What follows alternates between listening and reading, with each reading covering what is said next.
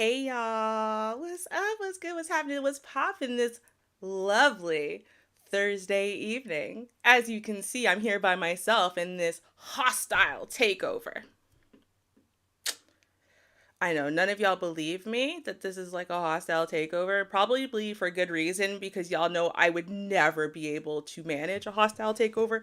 Not only that, but let's be real. I hate running anything. I really do.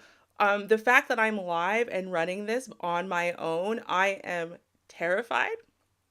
Absolutely terrified. I've never run a live stream ever. I mean, I co-hosted for years with Shar and did guest appearances or try to start some with some other people and whatever, right? But ultimately, I've never run anything myself, especially not something this complicated. So we just all cross our fingers for Ruby and hope she doesn't entirely ruin the entire reputation of I'll Be That News. Yeah. Yay. Okay, so some housekeeping. First off, okay, we all have to say happy birthday, okay, to Ruby's godson. For anyone who knows Ruby, you have to know that he is my light, he is my life, he is my world, whether I get to see him or not, whether I get to celebrate with him or not. Every single year when his birthday comes around, which is always around within a week of Easter, because he was born the day before Good Friday, technically. And so it was yesterday, April 12th. And so we have to say happy birthday to this little miracle baby who was born 4 months early and could literally fit in the palm of your hand. Like he was so small that if you went like this over him, he fit. That is how small he was when he was first born. Under a pound. Yeah, under a pound, 900 grams.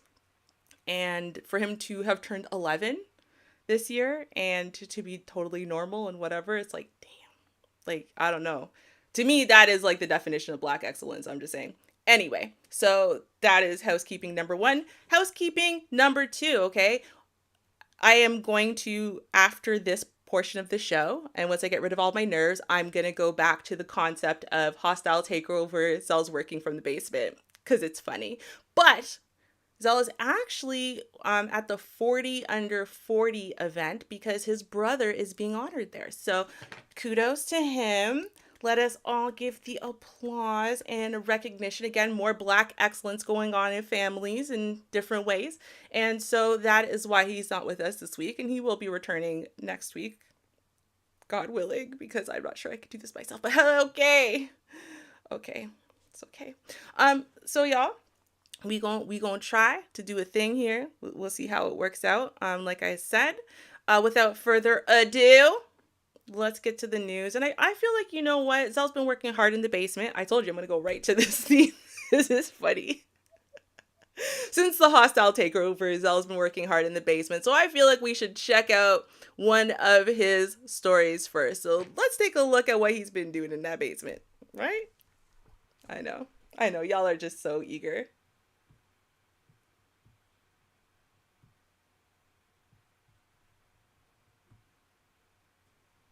Not the babies. What is internet culture doing? All I do is see random grown men complaining about women for 10 hours online. All I see is a bunch of complaining, a bunch of oppression Olympics, a lot of vying for a spot that no one owns, a lot of crazy talk. All the time, our kids are being influenced by all these psychopaths, even to the point where it gets dangerous. Absolutely Bunny and Clyde like Deputies, two Florida girls, 12 and 14, attempt to travel to Louisiana to meet unknown persons. Our, our children is learning these crazy behaviors. They are talking to strangers. They are doing all these weird things. The world is a scary place. It is dangerous out here. This 14-year-old decides as soon as she learns how to drive a car, to get in the car and meet someone she met online. Y'all sitting there rather complaining about random women instead of calling out these strange men or even these strange women. Somehow these 30-year-olds getting pregnant by 13-year-olds. The world is going down and you worried about modern women in the world changing. You should be scared. The internet is leading our children away. We're listening to weird role models who are scammers We're listening to streamers who don't know nothing. We are influenced by a whole bunch of people who haven't really experienced life. They're just good at being funny on the internet, which is perfectly fine. I want to be good at being funny on the internet. But at the same time, it's dangerous because they're in all of that. This happens. Let's talk about it. The Federal Bureau, FBI, is investigating a Thursday incident in which two Florida girls, 14 and 12, reported an attempt to travel by car to Louisiana to meet an unknown person they met online. I don't want to really say their name, but the girls report turned themselves in Mobile, Alabama after coming across news coverage featuring their picture at a local store per CBS. The Union County Sheriff had issued an alert the day before indicating that the girls were believed to be traveling west on I-10. By the way, if you don't know where I-10 is, that's like the road my brother lived off. I love I-10. One of the best. It's one of the best. It's pretty eventful. You can always find something. In the area, four tires owned by Gregory's father had last been seen in the area of Any County Road 237 in Lake Butler, Florida. They're traveling from Florida. The sheriff office noted that no adult was believed to be accompanying the two minors, and law enforcement did not expect foul play to ensue. Many thanks to the multiple agencies involved throughout Florida, Alabama, and Louisiana, to include the FBI and FDLA. By the way, shout out to these kids in this way for being actually smart enough to be like, oh, our parents won't to see us. They are very good about us. They put an alert out. I see us at a local gas station on an Amber Alert. Now I must go home. Unfortunately, everybody won't have this common sense. And some people might go to Louisiana. They might make it there. And no telling what kind of weirdo would it be on the other side of wanting to meet a 14 and 12 year old? It could be just another teenager. It could be. It could be a 14-year-old boy. They just decided, yo, this 14-year-old boy was cool online. Let's go meet my. This is high. This could be kidnapped. I do apologize for not being here this week, but there's certain stories that had to get out, and this is one of them. What on earth possessed them to want to do? The internet. It's simple. Again, go back to my old videos. I got old videos. Section 230. Maybe it's good. I don't even know if it would have helped in this situation. But it's strange, man. We have to figure out how to keep our kids safe. These innocent young girls out here traveling. But how do they get money? It's a whole bunch of this that we don't know and we have to figure out. But look out for your kids. Make sure you know who they're talking to. Make sure you understand what they're going through, what they're doing. When you teach them how to drive, make sure you know where they're at. Listen, I know as a child you hated if they had like a monitor on you, but you might have to get one. People kidnapping people now. I saw a video of this old man. I'm saying this story again. It like tried to pick up this little girl, and then the parent caught him. He ran off looking weird. There's a lot of weird stuff going on in the world. Be on your toes. Look out for our kids. Even if you're a stranger, you see a little girl doing something, you call the police. You be like, hey, listen, it's two young girls traveling in a car. They can't be older than 15 to 16. I don't know if it's something going on with that. Call the police, check on it, make sure everything's good. Do what you can. I'm not telling. Now, don't run up on a little girl. That's weird, and you might be caught in a situation. They think you're trying to kidnap them. Be aware. That's what I want you to be aware. I don't even need like grab this video. Like I said, this second video that's obvious. Thank God these kids are good. Hopefully, there's no this person is probably their age, and hopefully it is. But if you're a monster out there, please. While doing this, you pick submit. Like and subscribe, all that. Ruben.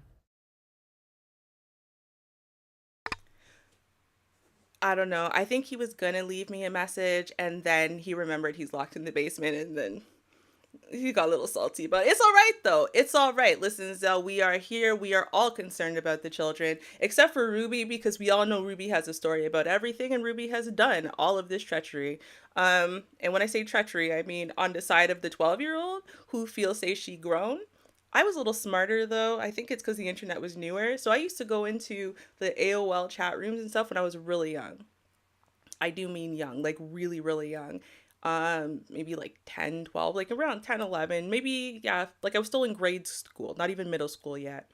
And there was no like kids rooms, and so I wanted to talk to people, but then even finding people my age, they weren't interested in things I was interested in. They weren't reading and speaking at the level that I was, because I was at like a college level, so young. So I preferred to have conversations with grown people, right? Normally like college people, college level people, and whatever.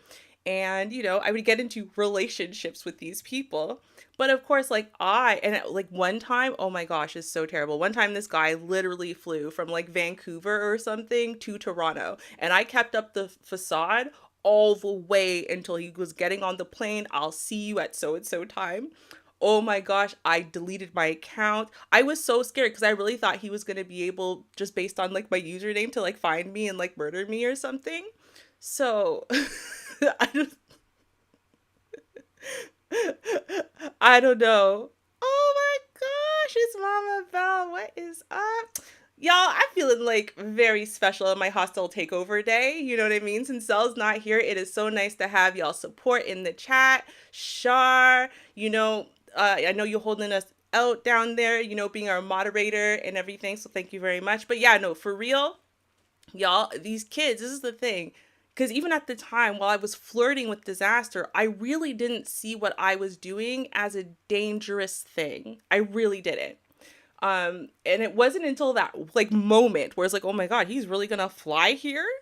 Because this is a really an adult. What could this adult do to me? It was that last second thing, right? And I wasn't even used to the internet, so you can imagine what these kids are thinking, right? So it's dangerous. And I'll tell you, you think an Amber Alert or a missing poster or whatever is all inclusive, it is not. Okay, I'm not exposing Ruby too much today, but I could tell you that I was missing for a hot second when I was younger. And I didn't know I was missing. I actually got up and went to work every day. Didn't know I was missing. There was apparently posters all over the city I was staying in. And neither me nor anyone I knew I was missing. So it goes to show you, like, a lot of things can be missed and overlooked. And you would think, oh, well, it's on the news or it's this. Honestly, people, maybe now with the internet and stuff, it's a little bit easier. But like back in the day, man, these kids can slip through a lot of cracks. They put on different makeup, they put on different clothing, they'll look older or different than the pictures that their parents used. And you know what I mean? It's a scary thing. It really is. You've really got to keep an eye on them. You've really got to stop giving them privacy like they're grown, because they're not grown. Don't let them get it twisted for you. They're not grown. Okay, they need oversight. That's why they have parents, to teach them and rear them and give them that oversight. You give them a little bit of freedom, but you give them oversight with the freedom. So that way they don't ruin their lives or go gallivanting off to go meet grown-ups or who knows who, as two little 10, 12-year-olds by themselves, crossing borders because they think it's okay. Lord. Oh gosh. Anti-ways. Let's move on to my first story. I'm going to tell y'all, keep it a buck, I don't remember what my first story is. Like, this is so overwhelming for me, actually running the show myself. I have no idea. It's set up, theoretically. As always, y'all, please let me know if you have any issues hearing sound or da-da-da. I'll try to fix it. We all know I don't know how, but I'll try, right? Okay, so let's check this out. You about to lose your job. Get this thing. You about to lose your K-O-B. You about to lose your job. Today I'm going to take y'all on a wild ride, in part thanks to one of our listeners and faithful supporters. Shout out to Char Willie. Thank you very much for part of this story. It's a really interesting ride we're about to go on. So let us take a look at this part of the story first. By the way, this is not new. Some of y'all, if not most of y'all, will have at least heard of this scenario before, if not have already seen it. But I do have an update on this story, and then I'll tell you how it ties into Char Willie's suggestion. So let's take a look. What do you expect me to take? Give me the perfume. No, I didn't do anything. I can freaking smell Okay. First of all, Sick of you. I'm going to say really fast because they're dirty, rotten little liars. Meet Jackie Miller, okay? Jackie Miller is a 68-year-old woman who has been driving buses for the school district for 2.5 years. That means she started driving after the age of 65. Do y'all remember what you were educated about when y'all were in like grade school about what retirement age was? I remember very clearly being told that 65 is retirement age. You live a good long life, you contribute to society, you pay your taxes, you provide children, the 2.5 children, the white picket fence, you mow your lawns, you do everything. And then you get to 65 and you retire. And retirement, pension, benefits, at least some government, some, right? There's going to be some type of benefit to cover you for having, like almost like celebration, like congratulations, you lived that long. That is not what's happening. And so those who are able-bodied often don't get to stop and enjoy their retirement. Instead, they have to do things like what Jackie Miller had to do, which is not just sit down, enjoy her little pension stipend and live. No, she had to continue working. She had to go get a job that she was able to get, which is often types of jobs that are stressful or crappy in some way that no one else wants, right? And then we get to this position where a 68-year-old woman who's very allergic to perfume is on a bus full of a bunch of little jerk kids who don't care about your life or your feelings or the seriousness of any situation, and definitely don't like to be told what to do, and definitely like to torture the bus driver. I know I was one of those little jerk kids at some point, right? Let's keep it a buck. And so basically they had sprayed perfume recently, okay? And she had a really bad asthma attack. It was terrible on her health. I mean, she's a 68-year-old woman, right? Like she's old, okay? And so she had to talk with the kids and she said, listen, I need you guys to not be spraying perfume. Now let's be real.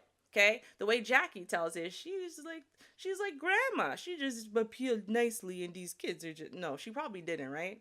I remember every bus driver we ever had, and none of them were friendly. But she told these kids like, "You almost killed me last time." Okay, there's a ban, no perfume spraying on the bus. So some little jerk sprayed some perfume. Then there's some little tattletale who told her about the perfume moments before she actually was able to smell it. So she pulled over the bus, and now she's trying to get down to the bottom of who sprayed it and trying to get them to try to take the perfume away, whatever, because she needs to drive the kids home, but they're really putting her life and therefore their safety in danger, right? Okay, so let's keep watching. I'm sick of all of the I'm done with it. I'm gonna start kicking some serious. Do you hear me? Yes. My foot's gonna be so far up your it's gonna dangle out your nose. I'm done with you. You know you're done when. Your phone in your bag. Now you give it to me. All right, fine.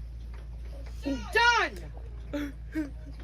God dang it! I can smell it. I didn't spray anything. I'm allergic to the. I didn't spray anything. They just like to. Really? Is it right in the big backpack? It's in the big zipper. You like to start too. I think she doth protest too much. You're no innocent angel here. I'm done with this. Done. I've had my fill. I'm done with it. Woo! Is she I'm done? gonna walk off this bus right now and let you people walk home. How much more do you think anybody can freaking take? Facts. Shut your mouth. I don't want to hear another word out of your mouth. Okay. Okay. Excuse me. What did I just tell you? Kids are smartasses, right? They're little jerks. They don't care. You think it's funny? Yes, they do. You think it's They funny? do. Yes, absolutely. You're all no, you didn't. You're so full of. Facts. You're as bad as he is. Done. Done. Not another word out of any of you. Done. Somebody needs to come up on this bus and seriously kick some. God. Bruh. This is Jackie Miller. This is that bus driver. This woman looks like she's too old to have to be driving that bus, okay? Let's be real. You get to a certain age and life experience, and you know, that should buy you a certain level of dignity where you're not needing to have to bully or war with these children, right? Let's be real. You shouldn't have to at her age. But unfortunately, what are you supposed to do at 68 years old if the government won't take care of you, if all those taxes you paid into the system are not willing to now come back to you? What do? Right? So the thing is, she was beyond her wits end. She was like basically said, fine, maybe I'll just have to live under a bridge or something. Like, who cares? Who cares about all this? I'm done. I'm done with this. And she was literally, after she had gotten the kids home, you know, saying like, I don't know if I can deal with this. I don't know if I can do one more day, even though I need to. And, you know, she got a call from the superintendent. And, you know, at that point, she still didn't even know there was a video. And she said she'll resign. And I said, no, we'll put you on paid administration leave. And she said, no. The right thing to do is for me to resign. I resign fully right now. That's the right thing to do. What I did was dead ass wrong. I'm not saying it was right. What I did was not right. What I did was very wrong. I was beyond my beyond, right? Like, imagine you did everything to try to keep these kids safe, to, you know, look out for them, get them home, whatever. You know, you got to do this job, add insult to injury that you still got to go get a new job and then be treated terribly by these kids after the age of 65. You know, you think about all of that, getting no love, no respect, no appreciation while interacting with kids, which, let's be real, you're kind of built at that point to be with your own grandkids, right? Not driving around a bunch of, you know, ungrateful jerks who don't care about you. And so she was done. And to have the kind of integrity that before knowing there was a video, before being forced into it, she was saying, I resign. And they're like, oh, no, paid administrative leave. And she's like, no, it's the right thing to do, right? Now, in this case, I'm going to give you guys an update about Jackie Miller. There is a great update for her, right? So Jackie Miller, so you can see here, Jackie Miller, in the week and a half since the incident, people across the country have rallied around Miller, calling themselves hashtag Team Bus Driver. Supporters have raised more than $105,000 as a retirement fund for her. She said, this has just floored me. It was the last thing she expected, especially on March 29th, the day of the incident, right? So this is an amazing feat. And, you know, salutations to human beings for caring, right? Because I could see her just having been brushed off as like a Karen and like, that's it, you know, instead of looking at the overall picture. But yeah, no, imagine, put yourself in her shoes, right? And then people go, oh, why don't you just retire? Because the majority of jobs, especially when talking about these big corporations and whatever, they do whatever they can to get full-time work without full-time benefits, right? So people aren't getting pensions, people aren't getting 401ks, people aren't getting enough disposable income for them to invest in those things themselves. So they get to retirement age, and then in a lot of places they've bumped retirement age up from 65 to 70, and then from 70 to I think it's like 72 or something, right? Because in essence what they're trying to do is keep people working until they die. Like they're just going to bump it up to like 100, then 115, right? Like there is no end in sight. There is no time you get to just stop unless you are one of the lucky like 20% who has like a built-in 20 pension or 401k. That's what they want. Now, if you think I'm kidding, or if you're one of those ignorant people saying, whatever, there's Medicaid and Medicare, and, you know, the government always takes care of these people. Oh, okay, well, let's see if the government takes care of these people. And again, shout out and thanks to Shar for this one. Cheers! Assisted living homes are rejecting Medicaid and evicting seniors. Some residents who drained their nest eggs to cover private pay rates have been evicted after turning to Medicaid to pay their bills. But check this out.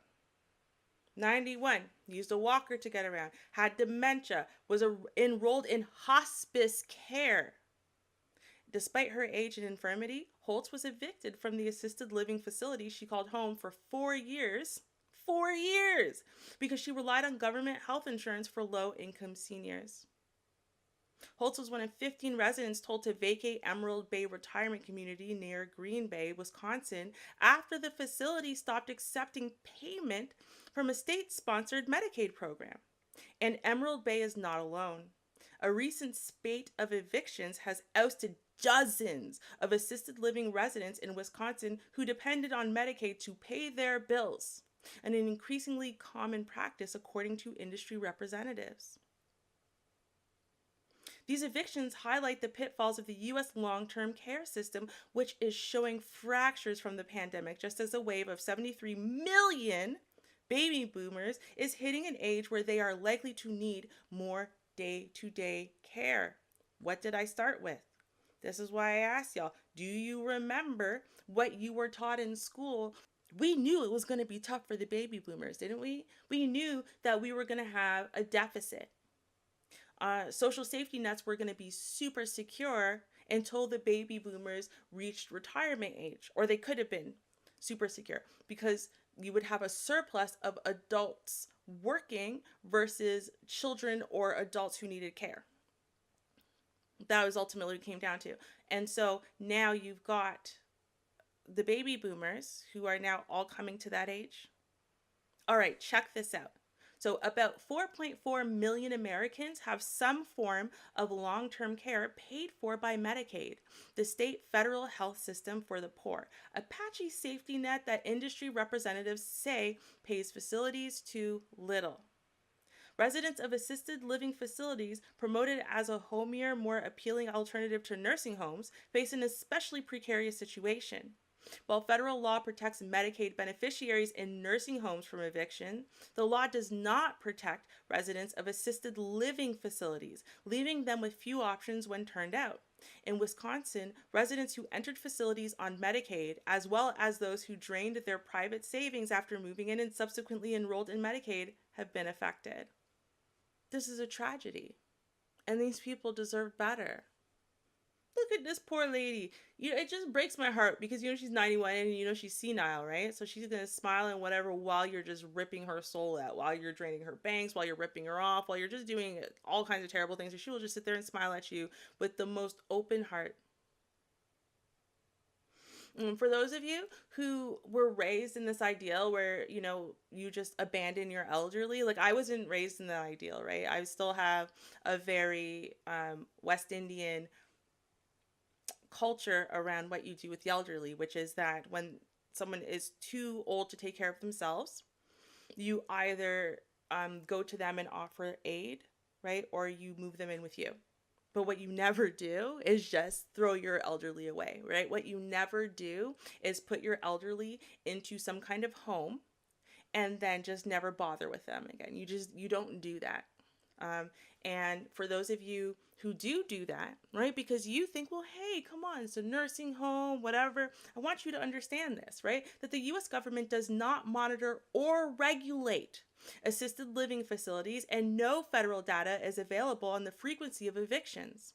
In Wisconsin, the Washington Post counted at least 50 Medicaid-related evictions since the fall based on statements by operators as well as nonprofit and government Medicaid agencies. And to be clear, if you aren't in their presence constantly, and we had this experience with my grandma when she was hospitalized a few times, right? We had to be with her around the clock because the way that they treated her or didn't treat her just didn't do their basic job. It was repulsive.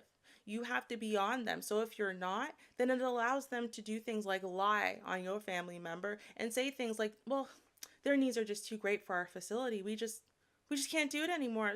Sorry about it.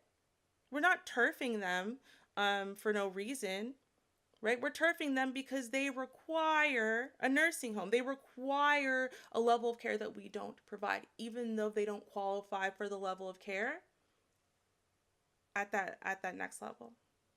See what I'm saying? It's terrible. Now here's a problem right here.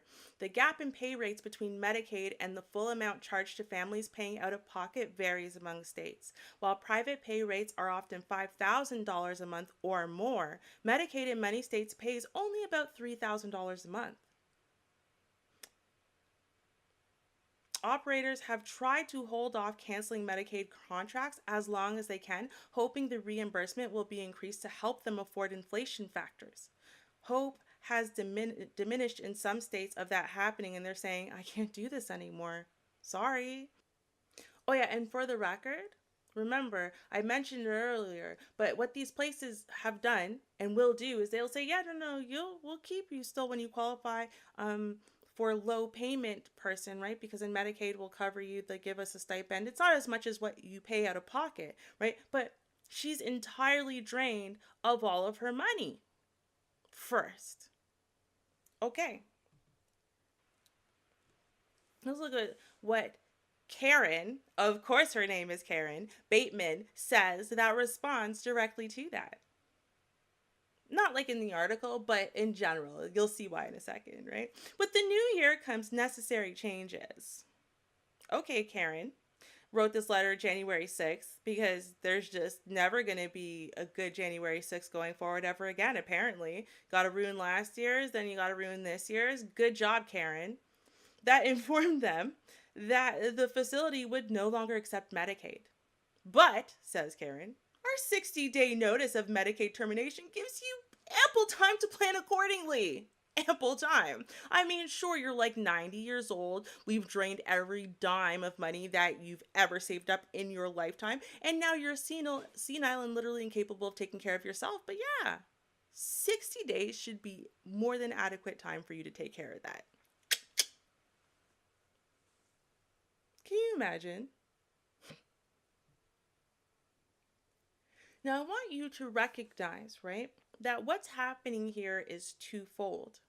It's not just about people who fail to plan accordingly for the future, right? These are people who do have savings, who do have, sure, maybe it's not millions of dollars, but they try to save and plan accordingly, figure, hey, I could pinch pennies and $120,000 and and that gets drained from them in rapid fire succession. There is no penny pinching here, right? Look at this. So Megan Briot, or Brio, probably, whose mother, Nancy Brio, was evicted from Harbor Chase of Sherwood after spending most of her $120,000 savings, says it's appalling to say the least. They said, here, let us take your money, all your life savings, and you can live here forever. And 10 months later, they're saying, we miscalculated, we are no longer taking Medicaid beds. Right? So I want you to think about what's happening on two fronts. You have Medicaid that is not giving support the way that it should, the way that it needs to, the way that people have honestly earned, right? And then you also have people who have tried to do their part, and all of that savings, the 401k, that whatever that they've been able to build up for themselves, that pension, they're cashing that out to pay this place that says, listen, this is the safest bet for you. You pay us all of your money, and then once you qualify for Medicaid, now you can just stay here forever, right? Like poor Shirley, a 91-year-old woman who got there and 4 years later is getting evicted. Can you? Jeez. And if you think that's not what it is, it says it right here. In the end, the Emerald Bay Medicaid contract was managed by a nonprofit called Lakeland Care. In the end, Emerald Bay asked us to pay the full private pay rate for these members, which we are unable to do so as a Medicaid-funded agency. Lakeland Care's Chief Executive Officer, Sarah Mullbauer, said in a written statement to the Post. Now, I want you to think about this one last thing.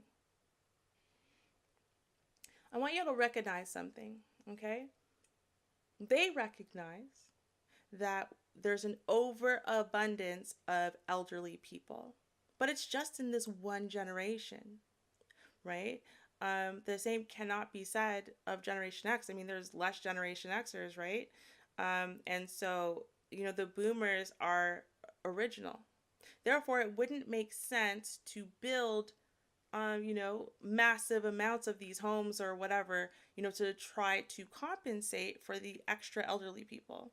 So what they're doing instead is just saying, no, get rid of these Medicaid people. I'm losing like 40% of my income per month per bed. Get rid of those people because hey, guess what? There's gonna be somebody who can come in and afford this bed. And maybe they can only afford it for a few years, maybe 5, maybe 6, I don't know, right? But who cares? Let's make sure that we're getting properly paid. And what's happening to the elderly otherwise, who cares? We're just dashing them away. Like they don't matter.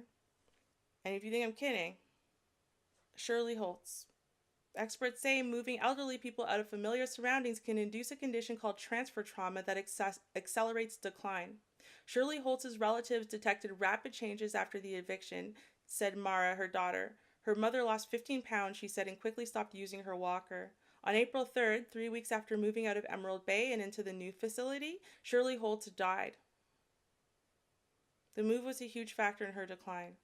Even as she mourned, Mara texted an expletive to describe the U.S. long-term care system, punctuated by a red-faced frown emoji. Kinda angry right now, she said. Look at that poor woman just sitting there smiling while being traumatized. And if that's what they're doing to this demographic, imagine what they do to ours.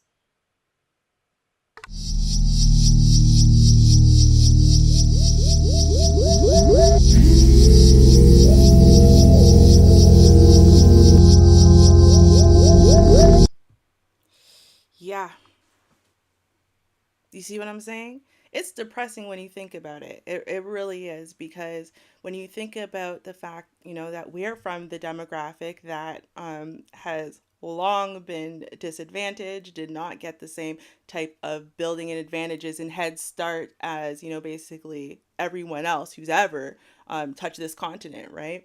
If you think about that, and then you look at the way that they're treating what we would say is the privileged demographic, right, of people. What is happening to our people? Those of us who have always been kicked by the system, those of us who have always had jobs play with our lives to the point where people in certain demographics look and say, there's no point on working full time. I could literally make more money by being on welfare, right? I could literally would make more money, have more free time, have more benefits by just staying on welfare.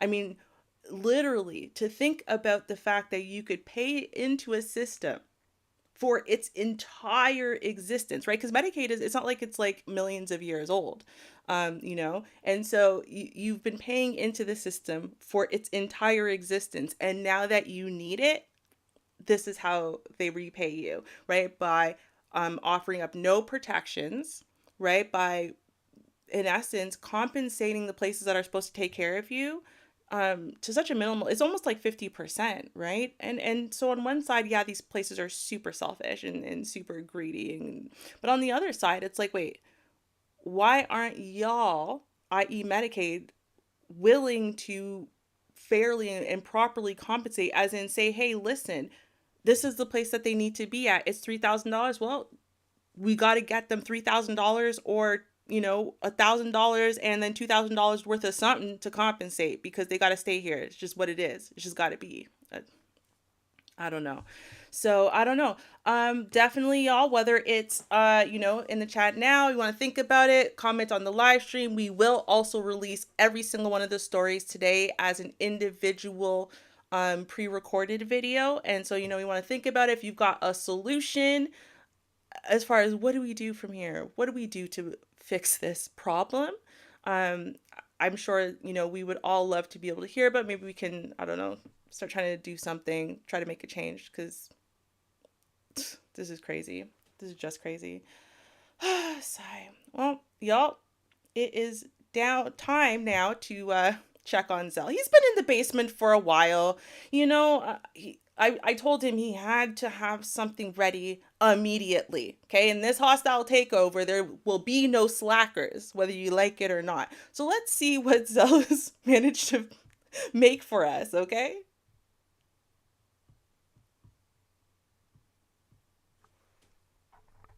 We all know that there's a plenty of white people that's not racist, but oftentimes it's getting a little iffy. Hey, listen, sometimes they call me crazy for saying I rather know you're racist than pretend. Why? Because we all know there's certain white people that like specific black people.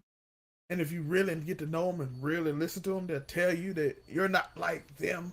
You're more like us. I'm like, what is this separation? What are you talking about? They hit you with, you're smart, you're intelligent, they are savages. Who is they? Again, you hear these things. Again, these people work with black people all the time. As we see in Macon, Georgia. I ain't seen a white person say football coach known to work with black athletes rants about hanging black people. Refers to Atlanta as in a bizarre video. The Macon, Georgia football coach and trainer is under fire after posting several racist videos on social media. Clips feature the man joking about getting someone to hunt and hang in Atlanta. A city he applies has too many. 3 videos of Mark Taylor, the owner of Speed Edge Sports, have been uploaded to social media and have gone viral. By the way, that's Jalen Hurts. Again, Jalen Hurts don't know this man really like that. Probably just saw him and was like, hey, listen, this man, this seems like he's a cool dude. You don't really know people until you meet him. By the way, let's listen to these videos. Let's go listen to it. Downtown Atlanta, Row. Coming up here, Andrew's got a conference with the legislature, real estate thing and all, and downtown Atlanta, staying here at the Omni Hotel over by the CNN. Ain't seen a white person in sight. Homeless ones on the street. Every restaurant looking in here is black. Every car beside them is black. They can have Atlanta. It used to be a fun place to come to up here. They can have this place right here and stuff. Ain't no way. Ain't no way. Just need to. There's your. Yeah. Well, it was just a sign up there. Had Obama and all them on there and stuff, man. So, yeah, that's all that's up here. That's all that's up here, man. And stuff is just crap. Yeah. Yeah. You and the boy need to come up here and go hunting. Yeah. And stuff, man. Ain't none here, dog. Ain't nothing but blacks up here. That's all it is. Atlanta's done gone down, man. Just gone. Interesting history lesson. Atlanta used to be known as one of the most racist people in the country. One of the most racist places in the country. Of course, if you know about the Civil War, you know a certain future president, ruthless man, one of the most vengeful people in the world, burned the city to the ground. And then all of a sudden when it was built, it seemed to be a place for black people. Interesting how life works, right? Interesting how life works. But let's listen to them talk about it some more. I'm already interested how people feel about me. Why? Because I like when they tell me how they feel about me. I like it. Tell me so I know not. Don't pretend. Don't be like, oh, I'm a good old football coach. I'm always around athletes. I'm always around, but get it how you get it. Get it how you get it. When somebody tell you something, believe them. They show you who they are, believe them. Shout out to my end. Bro, look at this nigga trying to pull out in front of me right here. Look at this nigga trying to pull out in front of me right here. Hey, did you see that tree right there? Yeah. Did you see that tree right there? Roe will hang you from that tree. You feel when you don't. Damn.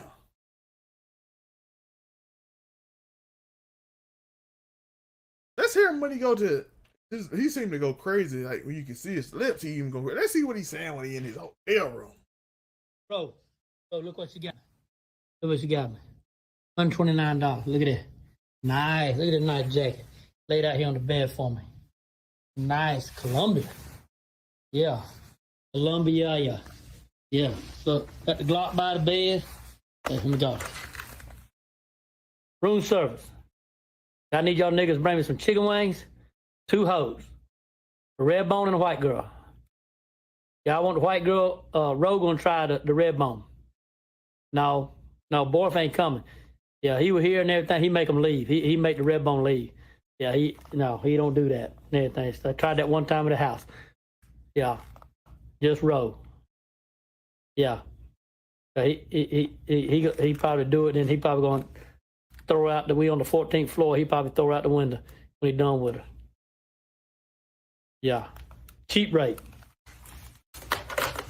Atlanta. Atlanta. Nigger town. Got me a nice new jacket, though. Listen.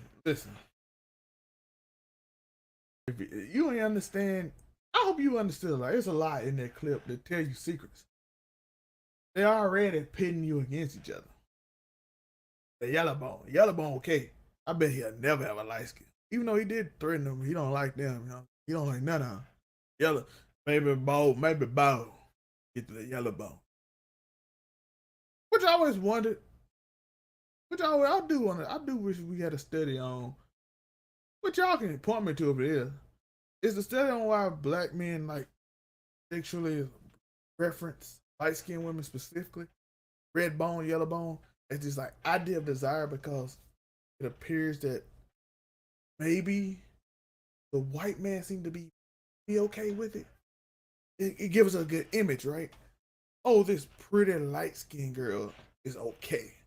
She got a little white in her. She got a little white in her. She ain't got this skin.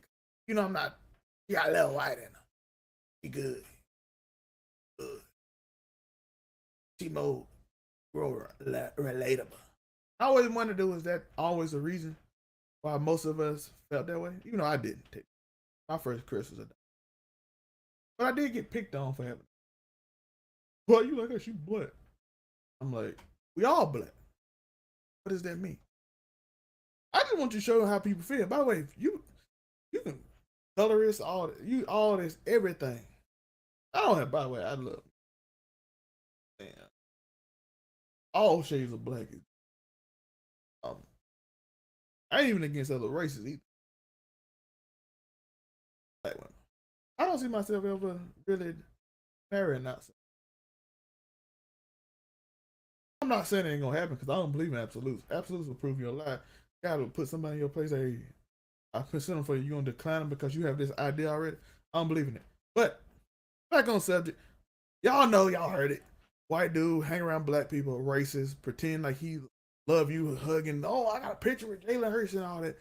Oh, he's a football coach. He hang around black people all day. He's sitting around 80% black people all day. He can't hate black people. He proves it.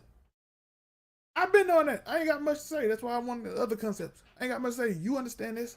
We understand they don't like us. And a lot of them will pretend. Tell me how you feel. By the way, tell me how you feel about liking and subscribing. Ruben.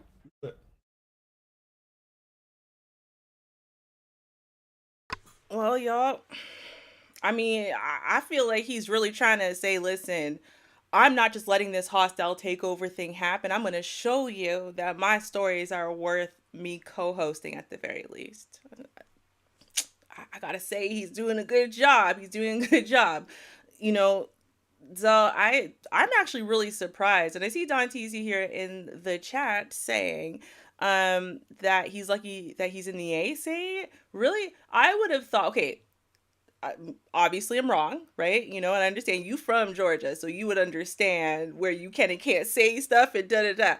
But from the Canadian perspective, right? So I'll tell you the way I think about it or I see it. So when I was growing up, and where we were at, it's like we thought of Atlanta specifically, not all of Georgia, just like Atlanta specifically as like Black Mecca. And it was the place where, like, I would have thought if there was somewhere that you can't say this, you can't say that, like black people are allowed to thrive and shine, and you better not say something like that. You better not drop a hard ER and da da da da da. I would have thought it was Atlanta because I know everyone keeps trying to educate me that Black Mecca concept has been dead since probably before I heard of it. But, I can't shake it because I really believed my entire life until very recently that Atlanta was like Black Mecca. And if you wanted to go somewhere where it's just like to see black people of all types, just, from the highest to the high, lowest to the low, it's just a black society, right? And really see black excellence and to really, people always say like, hey, if you want to find your group, everyone can go to Atlanta and find their own kind of thing. So I'm finding it amazing you're saying, yeah, he's lucky he's saying that in Atlanta. I'm like, really? You mean it would be worse for him to say it in other places? I feel like is the other places, all the Georgia, what do they call it, the Georgia peaches and stuff, and the Southern Bells and whatever. I feel like most of Georgia is like hyper racist and like it's totally okay, and they see black people really as second class citizens like the rest of the South. But like then there's Atlanta, which is Black Mecca. That's how I've always thought of it. So I don't know. What does Dante say? He says black people aren't allowed to really do anything. Yeah, that Black Mecca ish was a pipe dream that never was. Don't tell me this. I need to believe in Black Mecca. We don't even have black neighborhoods up here, so I need to believe in Black Mecca. Thank you very much. Sigh. All right, y'all. Well, let's go to my next story. I was gonna do a serious one next, but I kind of feel like, okay, the first story was serious. This one was interesting. This was like seriously like a Ken, but like a really, really hardcore racist Ken. But I feel like it was really serious too. So I'm gonna kind of do a less serious story, and I'm gonna introduce all of y'all to what really makes Canadians: alcohol. Crazy Canadians back at it again. Shit. Why you jumping? It's just the hug. Why you stunning? Is it that you should? Shit. Okay, let's see how this goes over with Canadians, because, I'm sure that in general, Canadians are taking this new information in stride. We care about our health as a country. We are willing to do our part so that overall our country can be a healthier, happier, safer place. I'm sure. I'm sure about it. Let's just take a look. What did you buy today? I bought 6 Busch Light, 6 Bud Light, and I love them, tall boys. Yeah. Tall boys, how much would you drink a day? Well, what day? Regular day, I don't know, maybe a couple beers, depends. Weekends, maybe, 5 beer. 2 drinks a week. What do you think of that? Well, that's just not feasible, not in this country. Well, come on, man, 2 drinks a week, what's that going to do for you? I mean, that doesn't even get you through a day. Damn. Well, if you're at home, you'll have like 4 beer. That's just 2 more. I mean, I'll have 6. But 4 is a fair number. But there shouldn't even be guidelines anyway. Why are you going to tell me how much I can drink at home?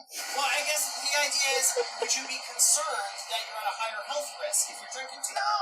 That's the main point here is why are they telling me what I can drink at home? What, can I have 2 liters of pop? Can I have 2 liters of pop? Well, what's more healthy? 4 beers or 2 liters of Coca-Cola? Do the math. So I'm guessing that this information about the new guidelines is going to change your health. Not even a little. I can't even believe it. No. Rock and roll! Well, wait a minute. You can't handle the truth. Hey, I mean...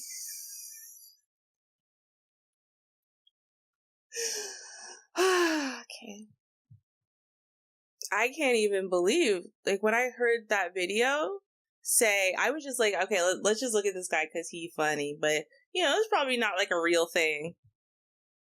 Like, I don't even drink anymore, okay? I'm a total teetotaler, now, and yet I am still like, what is this nonsense? If I was gonna drink, it wouldn't be less than 2 drinks.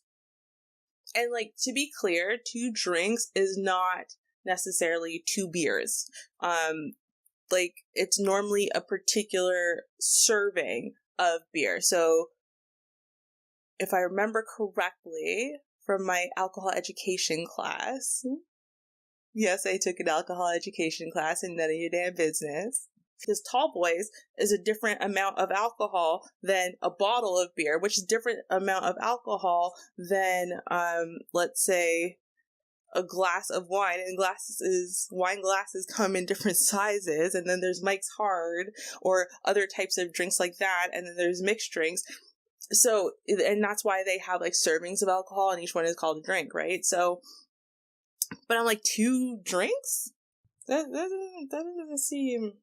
So they're saying there's a continuum of risk associated with weekly alcohol use where the risk of harm is 0 drinks per week. Not drinking has benefits such as better health and better sleep. 2 standard drinks or less per week. You are likely to avoid alcohol-related consequences for yourself or others at this level. 3 to 6 standard drinks per week. Your risk of developing several types of cancer, including breast and colon cancer, increases at this level. 7 standard drinks or more per week. Your risk of heart disease or stroke increases significantly at this level. And then each additional standard drink radically increases the risk of alcohol-related consequences. Consuming more than 2 standard drinks per occasion is associated with an increased risk of harm to self and others, including injuries and violence. When pregnant or trying to get pregnant, there is no known safe amount of alcohol use. I'll say about a college level amount, just because of all the accidental, unplanned pregnancies that happen, including many people I knew, even if they were married. There was a lot of binge drinking back in my history. And a lot of people, we were going out and binge drinking, whatever, and people were basically drinking until they found out they were pregnant. Like that was just what it was, right? Once you find out you're pregnant, stop drinking. Right? Now, I'm not encouraging drinking. I'm just saying, listen, we're Canadians. Dude, we have whole holidays that nobody knows what they're about because our literal mind goes to, yay, don't have to go to work, get to drink for an extra day. Not even lying.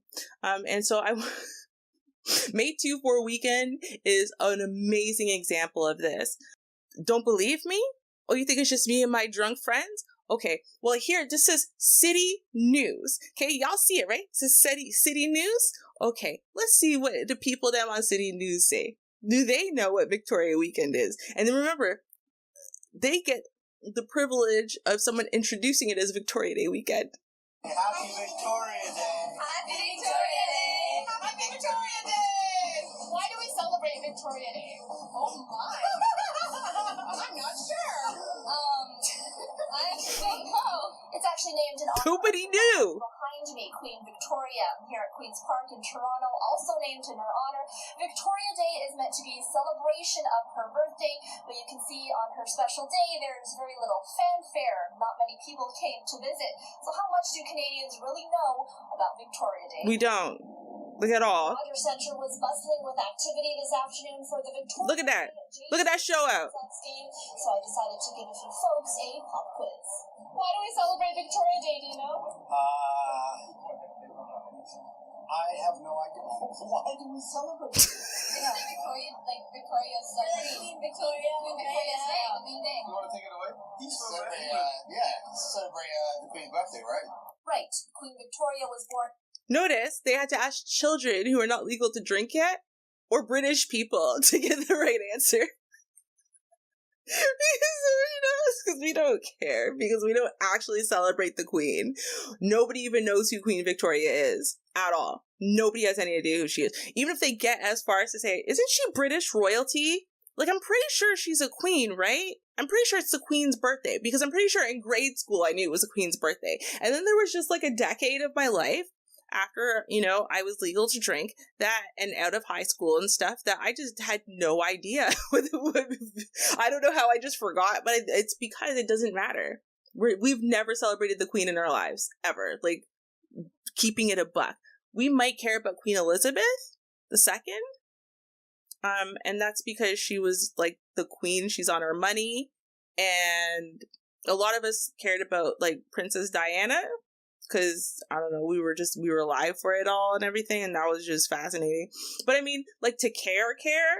No, right? Because we're just part of the Commonwealth. Like, they're not actually our royalty, right? They're not, like, leaders of Canada, so we don't know. On May 24th, 1819. That's why many in Ontario sometimes call the May long weekend May 2-4, though some may not realize it. Is it called May 2-4? Why is it called Wait, what did she just say? Not realize it. No, I never. Sometimes call the May long weekend May 19. Celebrate the Queen's birthday, right? Right. Queen Victoria was born on May 24th, 1819.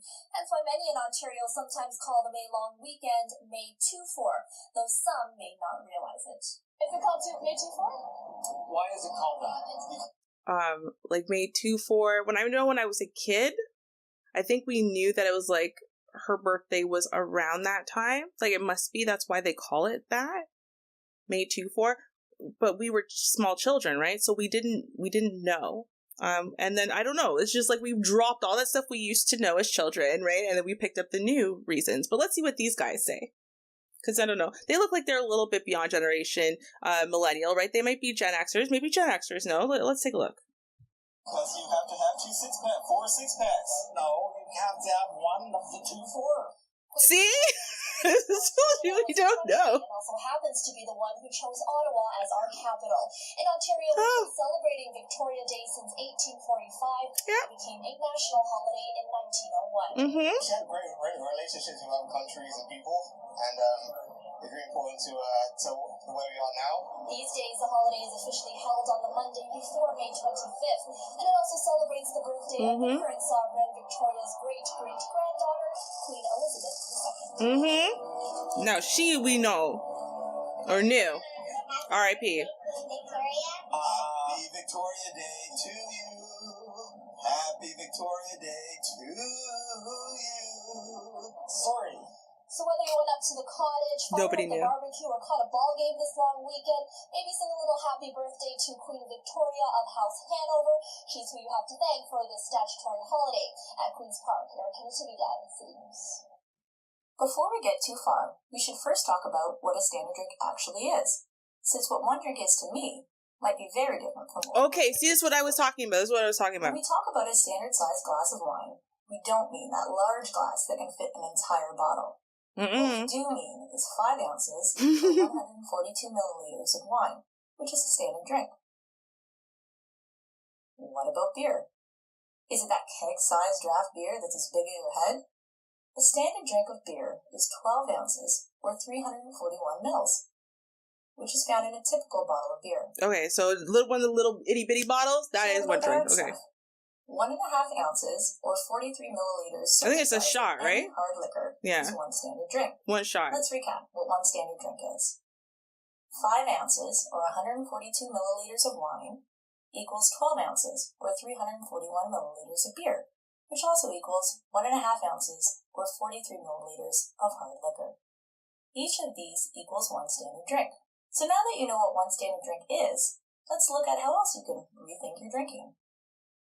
To lower your risk of alcohol-related injuries and diseases, follow these low-risk alcohol drinking guidelines. If you are a healthy man, drink no more than 3 standard drinks in one day, and no more than 15 standard drinks in a week. But remember, less is always best. Every week should have at least 2 days without drinking to avoid it becoming a habit.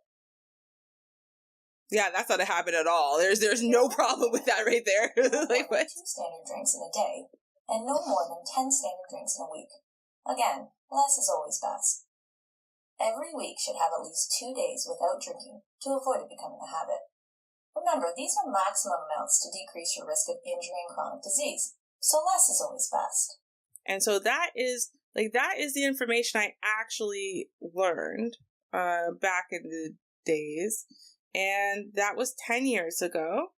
And so this is from a regional public health authority, right?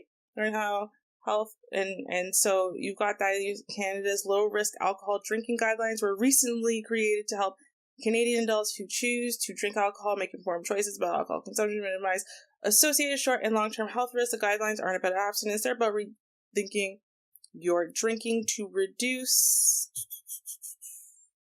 alcohol-related harm. It is important to remember these guidelines are low risk, not no risk. They set limits, not targets. So when, those doctors say, oh, I'm sure this comes out of nowhere. Oh, no, it beyond comes out of nowhere, right? Because anyone who knew what the standards were 10 years ago, right? For them to have changed quite so radically, and literally just a couple months ago, right, they just announced this out of the blue. Like, wait, what? Okay, but what about all of those? Now, and this is what I'm sure some of y'all are thinking as well. But yeah, what some of y'all might be thinking about, right, is, look, and this was just March 9th of 2023, right? This question of, well, isn't red wine actually good for your heart, right? Haven't studies shown, actually, that drinking a glass or two of red wine with dinner every night is actually good for your heart, is actually a good habit? Right now, this article does say that you should not uncork a bottle of red wine, start drinking red wine now when you don't drink at all just for the benefits, right? Like, it's not cause and effect. There's a correlation thing, right? But red wine does have a lot of great things, antioxidants, a polyphenol called resveratrol, which I purchased from The Ordinary, put on my skin, which is great for getting rid of dark marks and unevenness and whatever, right? And then, of course, as we know, there's the French paradox, right? And so the French paradox basically just explains that, the French are very well known for drinking approximately, right, 47 liters or 62 bottles of red wine a year. That is way more than the current guidelines for alcohol. I kind of feel like it might be more than the old guidelines for alcohol consumption as well, but I don't know, right? But now, here's the thing, right? So you've got France, right? And that's why they call it the French paradox, because they drink so much red wine and they eat a lot of cheese and other fatty things, breads, croissants, and all of that good stuff, right? And yet, they've got such super duper, butter, don't forget the butter, ooh. Man, I mean, honestly, they have chocolate. They just have really, delectable kind of sinful lives when you think about it, right? High fats, whatever. But they have really, really low rates of heart disease. You can't say, well, I'm sure it's only the red wine. I'm sure there's other factors. The French walk everywhere, for example, right? They do a lot of walking. They do a lot of expositional eating, whereas they sit around and talk and laugh and joke and spend quality time with each other for 17 hours to eat, honestly, not that much food, right? They're not just waxing and wolfing in us craven Westerners. So, there's a lot of other aspects and that could be affecting this. But I think overall, right, when you look at when you take that step back and look at the global aspect of somewhere like France, gives you an idea that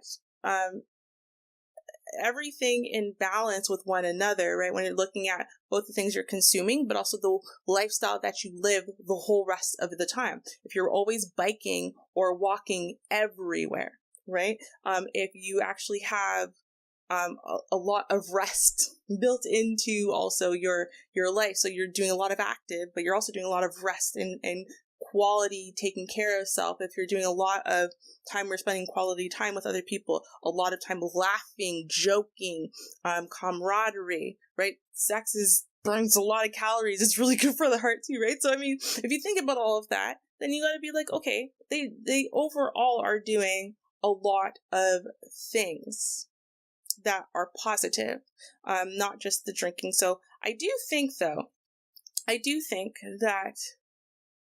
it sounds crazy. It's literally, I think they might want Canadians to drink more. And I think they want us to rebel. I honestly do, because I can't see why they would suggest anything as ridiculous as 2 drinks per week and definitely don't do it on the same day. And think that was going to, in any way, shape, or form, be helpful. You definitely can't drink that much. That's too much. And people be like, oh yeah, you can't tell me what to do, and then they're going to drink twice as much. That's why I honestly think legit. So, I don't know. But I guess we will see how that plays out. Let me know what y'all think.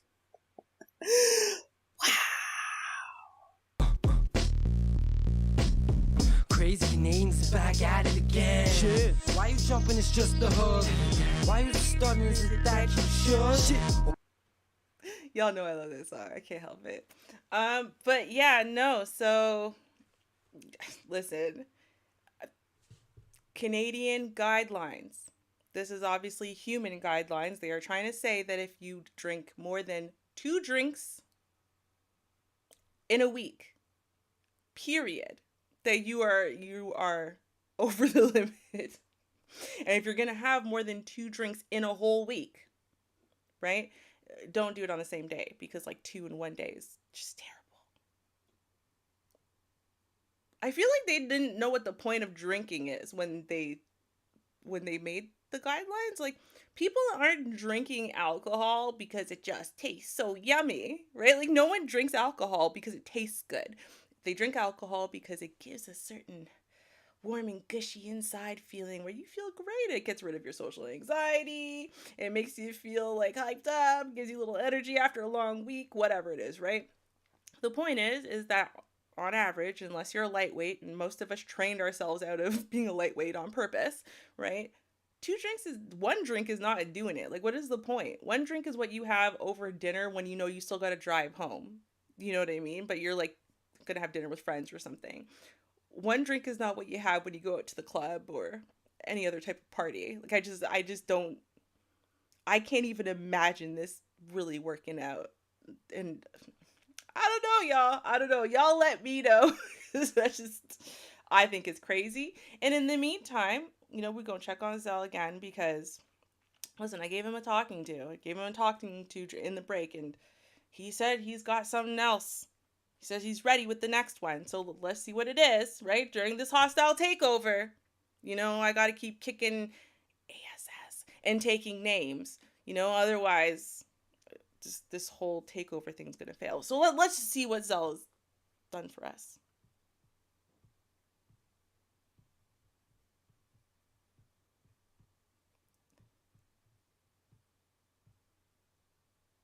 Let's have a little fun. Let's do something fun.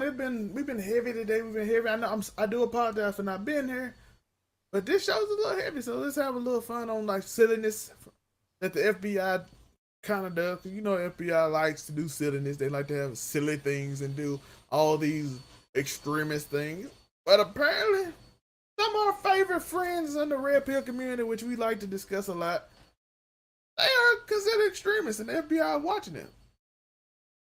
Ooh, let's get into this. FBI document associate internet slang like based and red pill with extremism. Let's see what he's talking about. I didn't know base was part of it, but red pill, yes. Maybe I need to stop making red pill jokes. Do I stop saying red pill on YouTube? Just like red pill? New document released Monday warned that common internet lingo is being associated with violent extremism by the FBI. The Heritage Foundation Oversight Project said it used a Freedom of Information Act request to expose FBI documents that include glossaries showing that common internet slang has been flagged as an indication of involuntary celibate, incel, violent extremism, or racially or ethnically motivated violent extremism. Part of the document refers specifically to incels, or those involuntary celibate, whom the threat overview described as possibly seeking to commit violence in support of their belief that society unjustly denies them and romantic attention to which they believe they are entitled. Entitled? I don't have to work, I'm entitled. Wow. Oh, it is how they feel. These men make 10 hours on why these women don't act right, but they can't sleep. It's simple. As soon as they start sleeping with women, they start acting often just headed back to that one. Do whatever she said. Yes, ma'am. Yes, babe. It's this. It's that. But I'm just saying. Entitled is wild. You don't have to work. You don't even work on your craft. You don't work on your game. You don't manipulate the situation. You don't be like, hey, let me find out what she like. Let me get in. Let me meet her. Let me respond to her. Let me talk to her. Let me earn this. Even if it's a one night stand, at least earn it. Entitled is a crazy word. Those assessment notes while most incels do not engage in violence. Know that. They just go on Twitter and troll and talk about women for 10 hours. They ain't got time for violence, right? At least 5 lethal attacks in the United States and Canada. But still some of them. Many terms mentioned in the FBI's list of incel terminology are widely used across the internet and innocuous in nature. The one term in the gloss is red pill, which comes from the 1999 film The Matrix and has been used as a metaphor, seeing a hidden or political incorrect truths about the modern word, particularly when it comes to politics today. Now, they also co-opted the word woke, which originally means this. It originally meant that, right? Seeing hidden or politically incorrect truths was the definition of woke. Somehow in the world, white people found out about it and got confused and just made it into another term. So I'd be disappointed when I see black people using it that way. Because you should know. By the way, The Matrix was written by somebody y'all wouldn't even agree with. So the fact that y'all do it's this whole situation weird. The FBI list of key terms defined as a belief shared that many online communities that society is corrupt and that the believer is a victim of this. The oppression Olympics. The oppression Olympics is here. This person's wrong. That person's wrong. Everybody's getting unfair treatment but me, even though if I go outside, life is literally better than most of the people I hate to complain about. Many of the term lists are focused on self-improvement or struggle to reckon with the marketplace of modern dating. And this one it gets weird. The glossary defines the term Chad as a race-specific term used to describe an idealized version of a male who is very successful at getting sexual and romantic attention from women. Later noting incels unsuccessfully compete against Chad for attention. I'd be a Chad? I used to make fun of. Hold up, did all these words? I got a question. Did all these words just change the meaning? Because I promise you, I thought Chad was just like the goofy white dude. It's like in the fraternity. Dude, yeah, he did play with a lot of women. He's like kind of the stupid dude who you like when he's 35, he's not gonna really be successful because he drank too much. You know, like a bunch of emotional problems when he get older. Like even if he run his dad company, he's not gonna do that well. I don't know. List also includes the term look maxing, which is defined by the document as process of self-improvement with the intent to become more attractive. There are many terms for with self-pity rather than violence, such as it's over to convey the hopelessness of being an incel, referring to height cell or bald cell to define people with short stature or baldness respect. Listen, you short, listen, I ain't that tall. Listen, it's ways. Yeah, listen, talk to women, bro. That's all I say. Red pill also appears on the list, but with a different description and context of RMVE ideology. Taking a red pill or becoming red pill indicates an adoption of racist, anti-Semitic, or fascist belief. Yeah, misogyny. Do you really not care about the black men? Black red pill? That goes with misogyny. I guess it only like cares about the white one. Base is the definition of FBI as a word used to refer to someone who has been converted to racist ideology or as a way of indicating ideological agreement. In regular parlance, based on the context, word coined by rapper Lil B that means know your meme describes anything ranging from something that is agreeable or cool to something considered anti-woke. I thought base just means I agree with the opinion. Base the opinion. I don't know. Y'all can read the rest of this. Listen, the FBI just finds any word that certain people say and just use it because everybody's doing that now. We done co-opted the word woke. We done co-opted every word that is. I don't know what to tell you. Listen, this is just a little fun thing. So you know that when we say them, I have been looked at by the FBI very, probably shadow banned from me. I said every one of these words 100 times. They even got LARPing in live action role play. I don't even know why that's on here. I don't even know why that's on here. Like LARPing. I don't know why that's on here. But it is. I don't know. It's a bunch of weird words. Again, the FBI being the FBI. And the world is going crazy. Because a bunch of people couldn't sleep with women. Like and subscribe, I guess. Hit the notification bell. I don't know. Follow if you don't kick or Twitch. Facebook. The world is over, people. I'm with the it's hopeless. Not because you can't sleep with Ruby. See, I told you guys, I've crushed his spirit with this hostile takeover. I mean, it had nothing to do with the news story. It's all about Ruby's hostile takeover. Okay, so now let's talk about this story, though, for real. Um, Honestly, Zell, I know I've like literally the same place this week for some reason. I just ended up cutting sometimes the last like couple minutes of my videos because I realized I was just rambling because I didn't know how to end the story. Like, what do you? I don't know. It's not like a good week for effective endings. I don't know, but listen, here's the problem, right? It's a two-pronged problem. But when you notice that the right slash the far right, um, they just use these words, they co-opt words that other groups have started or, originated with, and, means one thing, and then they co-opt those words and they use them as a dog whistle to mean something else. So, like, for example, woke, right? Like, it's just one of those, or based. These are all words that, the far right co-opted, and no matter what nonsense they tell you on the surface, this is what it means. They just co-opted it to mean, the same racist stuff that they're just not allowed to say anymore, right? Like the N-word with the RDR, for example. So on one side, it kind of makes sense that if we really want to catch the treachery of the white nationalists and, the incels and, those people who tend to always have protection, then we really do kind of have to almost demonize these words. But then, the problem ends up being is that everyone gets caught in that same net.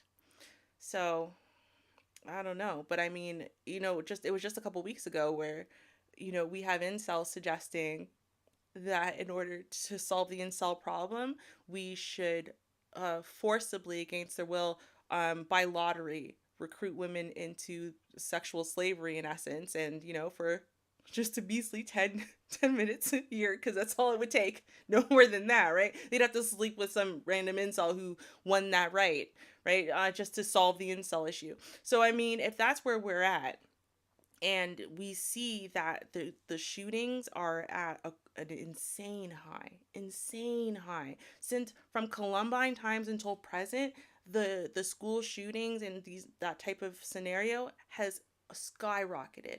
The amount of these things that are done by what in essence is an incel, or is someone who's on the far right on some level, right? Like even the trans woman from the story we covered last week. Yeah, she was right up in all the Tucker Carlson far right stuff. So she actually hated herself, even while she was a trans person. She still hated herself, right? And so you have to look at this and say, listen, this far right rhetoric is dangerous and it's scary, and it's especially scary because the people peddling it, right, the Tucker Carlsons of the world, don't believe it. If you think I'm kidding, go and just do a basic Google search. You can see Tucker Carlson and all those people at Fox News. No, they didn't believe any of it. They didn't believe that Trump was the election was stolen from him. They have not believed any of this far right nonsense. They don't believe in QAnon. They don't believe in any of it. They don't. Right? But they don't care. They care about getting paid. They care about their dollars. That's it. So they don't care. They'll lie to you. They'll let you believe all kind of whacked out stuff. They will let you do all kinds of whacked out things and encourage that and whatever. And then later, when you've done stuff like, I don't know, January 6th in the Capitol, I wonder, right? Then they're going to turn around and say, that had nothing to do with us. It was probably Antifa, right? Like this is what's happening. So when you realize that you have this like insidious kind of group that is just becoming very scary and very destructive, then I guess you've got to do some stuff. Hey, that's what they did with Black identity extremism. That's what they did, right? They decided that Black identity extremism should be on the watch list. We're all terrorists for being proud of being Black. So I'm okay. I listen. I think that it's like, yay, finally. Finally, someone is trying to actively try to watch them, not listening to the nonsense, not being fooled by the dog whistle on their side. So I'm good with that. I'm gonna be real. I'm very good with that.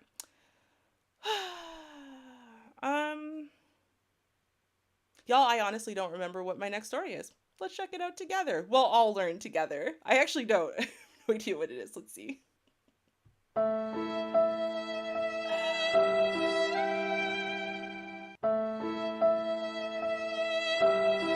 Bless your heart.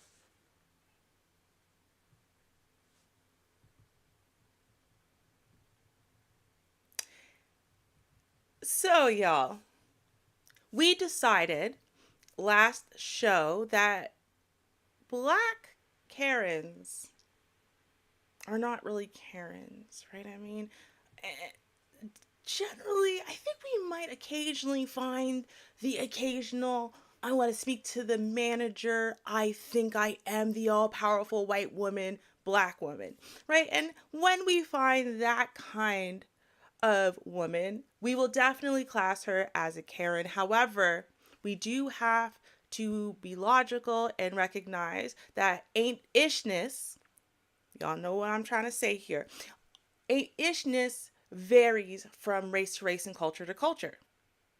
And so what we're going to do is we are going to take a look, therefore, at one of our very first I Wish a Keisha Would videos. Now, there's a reason I said that, right? Like, it's not just like I'm not just trying to copy I Wish a Karen Would, right, from Dr. Rashad Ritchie. I am literally, this video, that's all I kept thinking in my head. This man today, okay, he woke up and he said, I wish a Keisha would. And you know what? Keisha did. And he had an answer for her. So let us take a look now at the little Keisha that could. Let's put it that way. Ugh. Man, y'all, this is a disaster. This is a disaster. Prepare yourselves. Okay.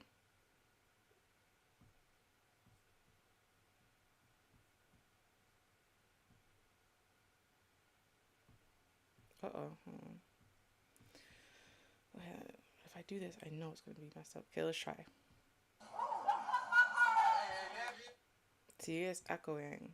I knew it was going to echo.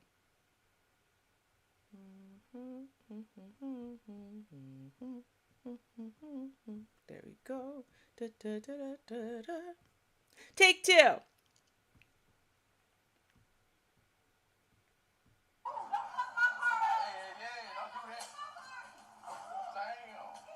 Ooh! Oh! Ooh! Ooh! Ooh! Right? Okay, listen, okay? So we've already learned some really critical things about being a Keisha, okay? Number one, if you gonna be a Keisha, you make sure, okay, you don't come out of your house unless you got the correct undergarments on, okay? Because if you gonna be a Keisha, then you gotta make sure that when you catch that L, because you will be catching an L here and there, right, that you have on the correct undergarments so that way you ain't embarrassing yourself. Real talk.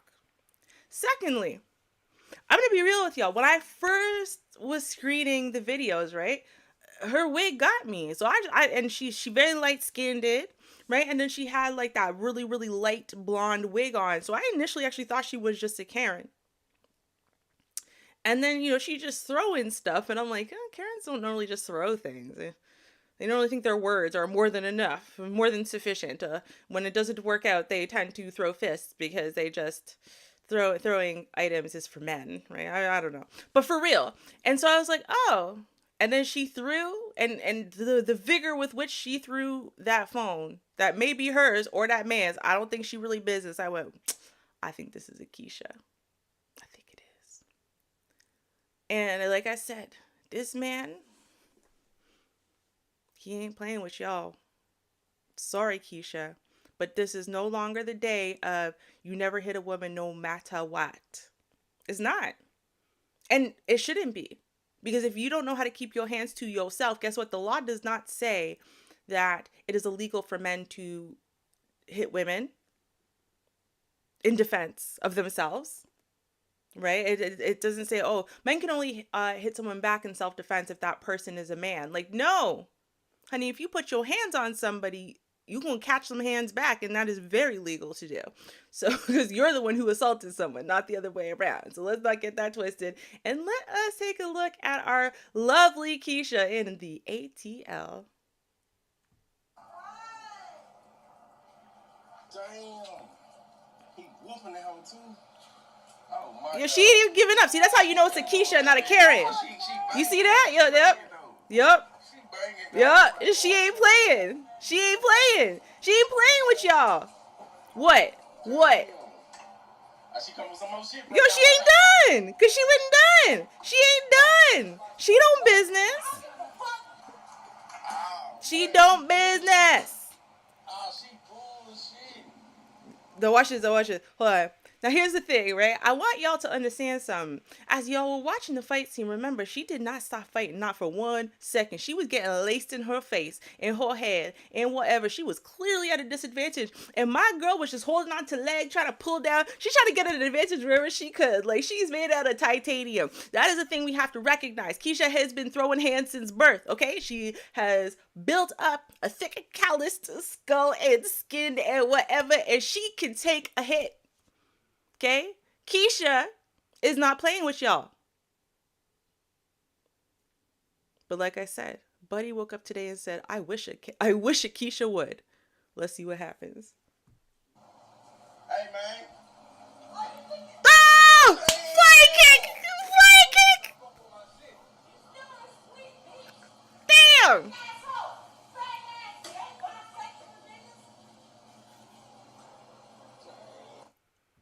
Okay, hold on. Let's hear what she said at the very end, because I feel like that was the key to life. Like, I feel like that was the moment she let us know why she there is a method to the Keisha madness. Okay, let's start from the flying kick again, because my guy, he's been watching a lot of Cobra Kai, right? So he was ready. Okay, he came in with the flying kick of the gods. Okay, like I said, he woke up today and he said, I wish a Keisha would. He was ready. Now you want to throw stuff at his car? Child. He was not playing with her. Okay. Hey, man.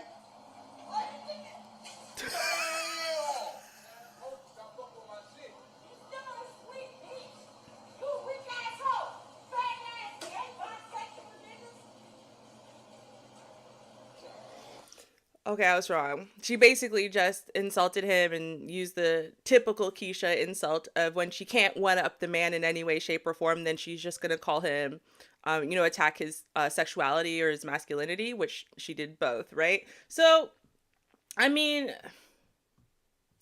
listen, I do not condone Keisha's behavior. I don't. And I can't say I condone my guy's behavior either, but bro, sometimes people deserve to catch some hands, and Brethren decided today's that day. So I don't know. The thing is, though, is I low-key feel like Keisha likes it. And as long as Keisha likes it, is it really a punishment? I don't know. Y'all let me know. But, yeah, no, I have no words. I'm good. No.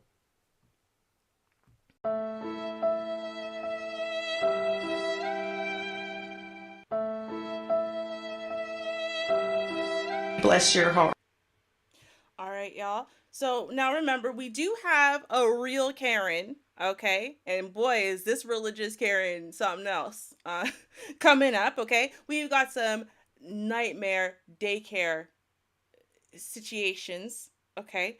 That's coming up as well. But for now, I'll just say this one thing about the Keisha before we move on to Zelle's next story, which is I was going to make an intro, but I just wasn't inspired until like right before showtime. And I was like, oh, it's too late to make a Keisha specific intro, but I got one in mind, y'all. So the next time we have a Keisha's got 11 lives. 9 lives is just for like the lower beings, okay? Keisha's next level. But no, we will have a special intro for the next Keisha that we have on the next Keisha episode. So stay tuned for that. But I think most of y'all have noticed that Zell is in the chat, which means he's escaped his bondage in the basement, which is fine because I had the guards watching him until we got all of the content required out of him, and then I had to send the guards home. It costs a lot of money. I ain't trying to spend that much out of pocket, and I guess he escaped. So now he's in the audience. So glad to see you, Zal. I hope that your brother's event went really well. I don't know if there's like a grand prize you could win or something, if that's how that works. But if there is, I hope you won it. I'm very not informed on this type of thing. I did tell everyone at the start of the show, so If you want to explain it in the chat, and let everyone know if you won the grand prize or not, I don't know. We could do that.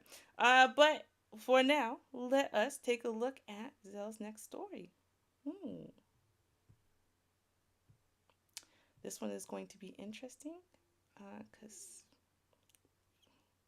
Clarence Thomas has always been a disappointment. Okay, let's keep watching.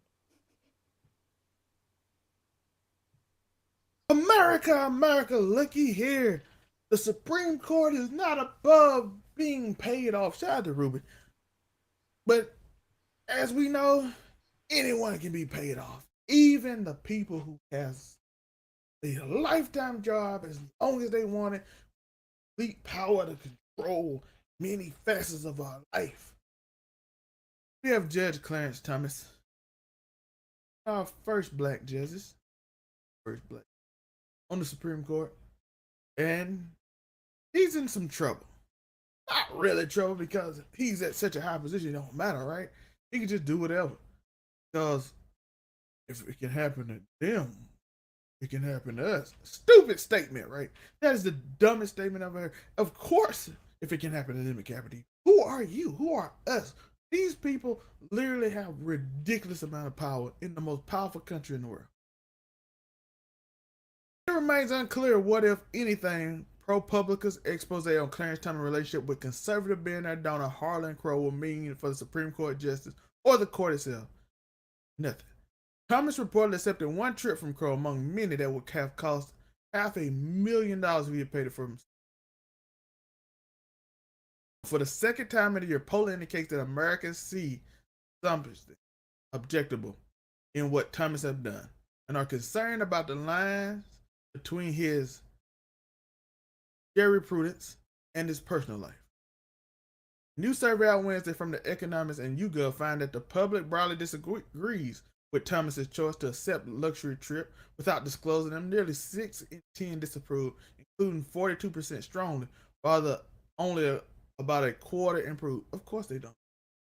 Clearly taking bribes from millionaires and billionaires. It's the thing Republicans accuse Democrats of doing with George Soros. Thing that every politician trying to accuse everyone, except he got caught. I'm gonna let y'all read this as we go. The poll cites the conservative justice by name, and even Republicans are more likely to disapprove. 4 in 10 than approve, which is 3 in 10 of Thomas' conduct. Even Republicans know something wrong with it. If this man can be bought out, he can always be bought. That's always dangerous. Once you find something like this, it's dangerous. Americans are somewhat less convinced that Thomas broke a law. I don't think he broke a law. But the scary thing is he has a lifetime appointment. He can keep doing this, and there seems not to be a way to get him out. Maybe it's time to check on these laws. Maybe it's the time. Let's see. Let's see. I might be wrong. I'm reading this as we go. As for whether he did, breaking the law, of course, judges are prohibited from accepting gifts from anyone with business before the court, with an exception for personal hospitality.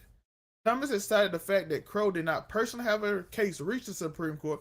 Through critics note there have been cases that logically would have had an impact on Crow's business. Thomas also said he was advised that the luxury trip qualified for personal hospitality exemption because Crow is a friend. Note, he didn't know who Crow was before he was a judge. But last month, a committee of judicial conferences, the court's policymaking body, clarifies those rules to state that stays at commercial properties and trips on private jet, which Thomas accepted, must be reported. Thomas said in the statement, it is, of course, my intent to follow the guidance in the future. And he's going to keep doing it. He's going to report it. Meaning that you can buy all these judges off. Meaning that the people told him that he can do this. It's fine. Meaning they are not above reproach. That means they are very viable to everybody.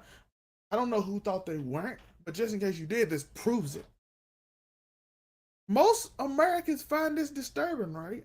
Don't you? Is it not weird that your judge can be bought off? Or is it just like this fake thing where the judge can be bought off only if it's in my favor of things I like? If that's the case, you don't really want a democracy. You want a world that agree with you. That's a dangerous precedent. Because who decides the rules?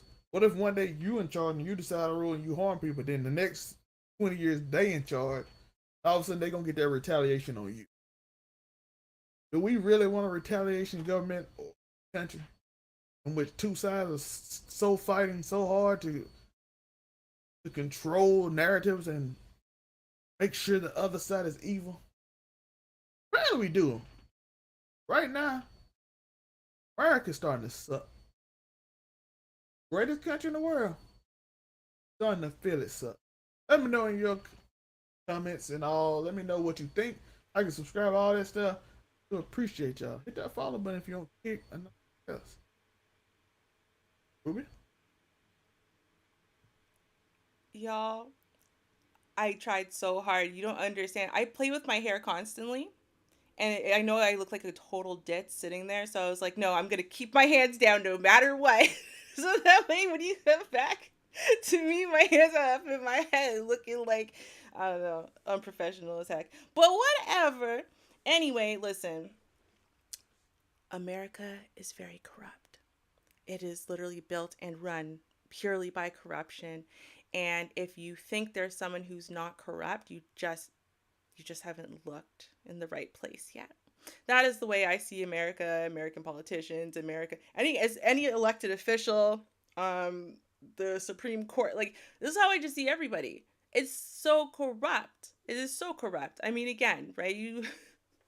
I'm not going in there. I was going to go there. Unfortunately, the recording did not work correctly. And so I will be doing the termination pill next week, because I do talk a lot at that point about American justice and American standards for these types of things in a little more depth. But I mean, come on. Are we pretend? Clarence Thomas is like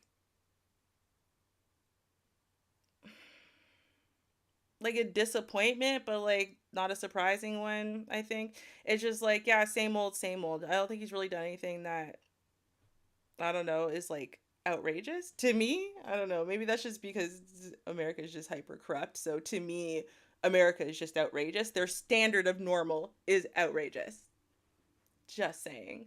And actually though, I am going to now, we're going to do that sad story I was telling y'all about earlier. Well, there's a couple stories in there, but I mean, if you think that everything you've heard today is outrageous, I think that, to me, this is the one that takes the cake. Don't worry, we still got a Karen coming up later. But this is the one that takes the cake for me. This is really sad. I'm sorry if you're sensitive about kids. I'm giving y'all the warning. What do you call that? Like the sensitive snowflake warning, whatever they call that. Yeah, that. You might want to go. But for those of y'all who have kids or care about kids, this is a really important information. And you need to know this is going on, because this is, wow.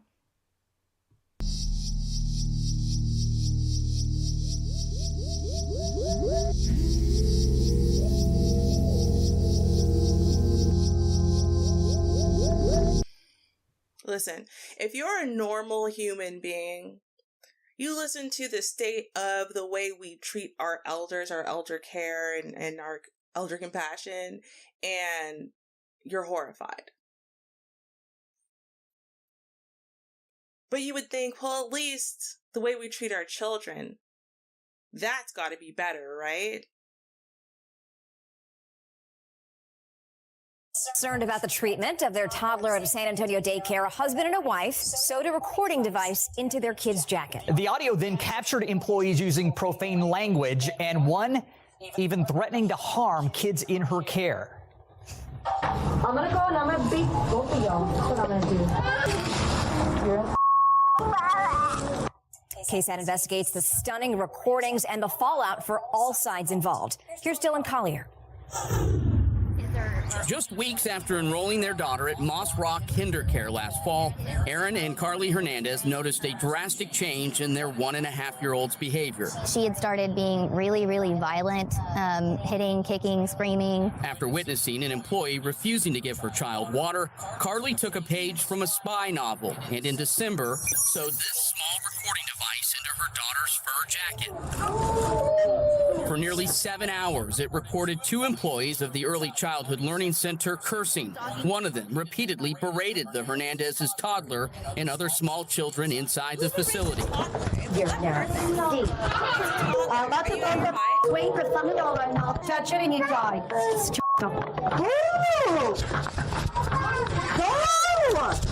Last time combined for just for charges. Just gonna wait for me because I will end up in jail. Aaron had anticipated nothing much being recorded by the device, but after the couple downloaded the audio files, first thing that she said to me was, "We're not sending her back there," and she had tears in her eyes. I just felt really deceived and just devastated for my child. Carly reported the employees to the San Antonio Police Department and Child Protective Services.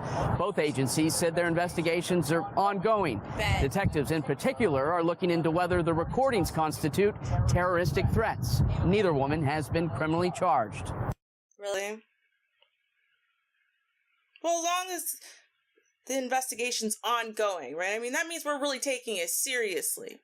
But it's just like, this is just an isolated case. And, you know, just like it could be a situation, and just like a bus driver who lost her mind, right? I mean, it might just be old crazy people, or, right?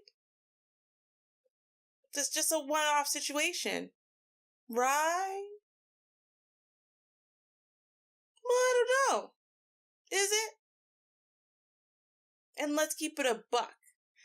Given the insane inflation costs of childcare, is it reasonable that there's even one-off? Given how insane the cost is for childcare, how much, to the point where literally single mothers or single parents are finding like, wow, the cost of daycare is almost not worth me going to work if you're just an average income earner. That is how insane the cost of childcare are. So is a one-off type example, is that good enough? I don't know, but let's see if it's a one-off. I don't know. Let's see. To think like 8 bites, he must have been screaming. He must have been crying. He must have been scared. As a San Antonio mother undressed her toddler for his bath, she became hysterical when she discovered these. Look at this. Human bite marks all over her son's back. Some spots had broken skin, and she believes these injuries happened at daycare. Well, the next day, her family called KENS 5 to share their story. They sat down with reporter Elisa Nieves, who looks into the history of this East Side child care facility. March 1st, around 4 o'clock in the afternoon, Francisco Rivas walked into Eman Todd Academy off South W.W. White to pick up his son, Noah. As they were walking out, Francisco said he noticed weird marks on Noah's arms. He was wearing a short sleeve shirt. The bites were very, very visible. They were red, red, puffy, and his dad questioned, like, are those bites? And the lady that brought him out was like, oh my God, those are bites. The family says the employee went back into the main area of the daycare where parents are not allowed and returned a couple of minutes later. And said, we don't have an incident report. We don't know what happened. The teacher that was watching him left early.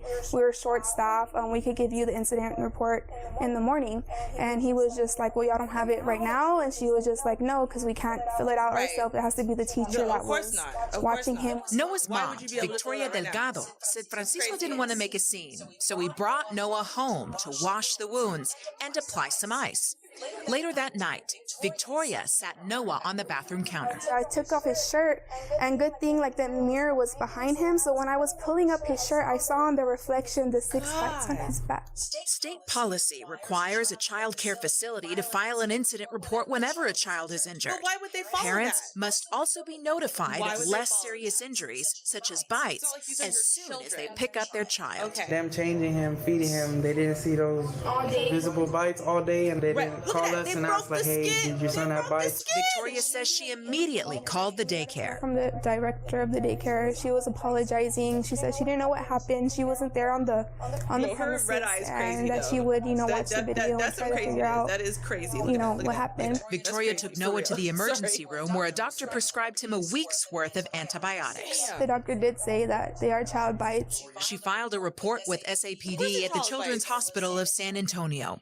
In a preliminary report, report. Police say they were called there by a mother who said when she picked up her 2-year-old son from a local daycare, she observed that her son had multiple bite marks on his body. Victoria also called CPS to report the daycare. And he can't talk. He's only a year old. I can't ask him, like, who hurt you, you know? The family said the daycare director promised to reach out again the following day. They say they're still waiting for that call. We had put him in there previously, took a break because we couldn't afford it. And then I started school. CCS helped me out, and which is why I put him in daycare. I didn't even want to put him in daycare. I didn't have no one else to watch him. March 2nd, Noah's grandfather recorded this conversation at the daycare. 1 bite or 2, but 8, that's neglect and abuse. The person he's talking to, he says, is an employee of Eman Todd Academy. There was something that we seen on the cameras. We had our state person that just came, that just left. Why do you think that's better, lady? Why do you think that's better? Why do you think For that's Texas better? facilities licensed to care for 13 or more children, there are ratio rules daycares must follow. This chart from the minimum standards for child care centers shows the mandatory ratio depends on the child's age. Noah, for example, falls under the 18 to 23 months category, meaning his group can only have up to 9 children per caregiver. Yes, it's usually 2 people in the classroom, and it doesn't have to be because it's only 1 to 11. And yesterday, I believe it was only 10 children. And so it was 1 teacher in there instead of 2. We went to the daycare too. I'm a reporter with Channel 5, and I'm here about Mr. Noah Rivas. The family said that he got these bite marks here, and I was wondering if I might be able to talk with someone. No, we're not able to talk. Of course, well, you're not. Friday, I won't let you Victoria talk met either. with the Texas Department of Family Criminals. Protective Services and CPS. We did some digging on the Texas Health and Human Services website and found since they opened in 2016, technology innovative for today's youth, doing business as Eman Todd Academy, doesn't show a history of serious problems or infractions. Compared to the other 148 licensed child care centers in Bexar County that accept subsidies and opened in 2016 or later, the number of deficiencies at Eman Todd Academy lands about average. The most serious incidents involved the discovery of an infant in a crib with a stuffed toy and the daycare not releasing a child to a parent because of a custody dispute. HHS said the issues were resolved. Victoria called the city's child care services to get Noah an emergency transfer to another daycare. Obviously, it shouldn't have happened, but I would hate for it to happen to someone else's child. Right now, we're in talks with CPS to see if there's any investigation going on that's involving this daycare. In the meantime, if any parent out there feels that their child's injury happened on site at a daycare, they should immediately call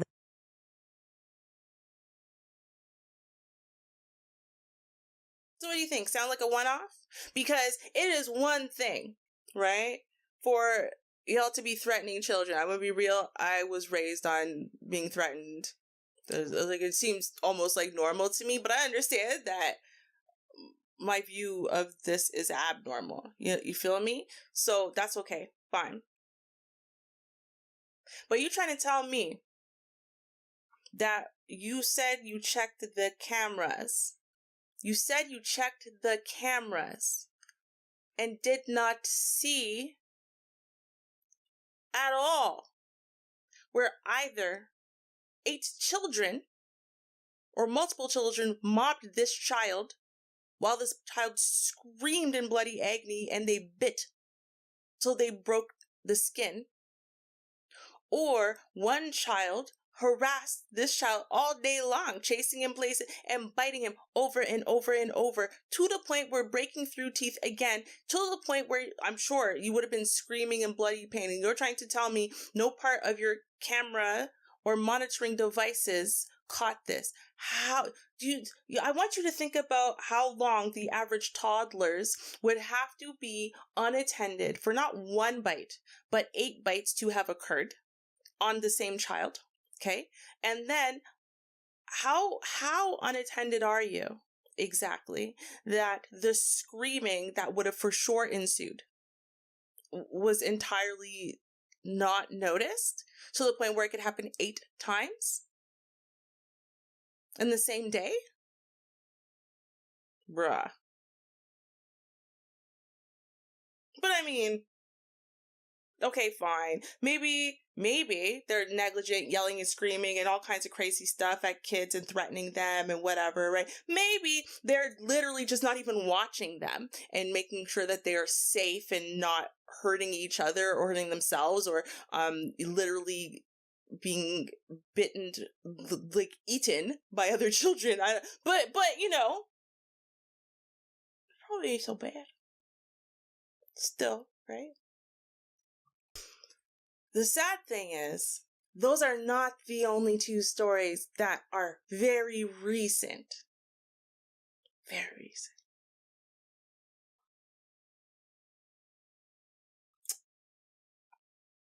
Y'all comment down below, okay? In the chat if you're watching live or, you know, in the comments if you're watching the replay.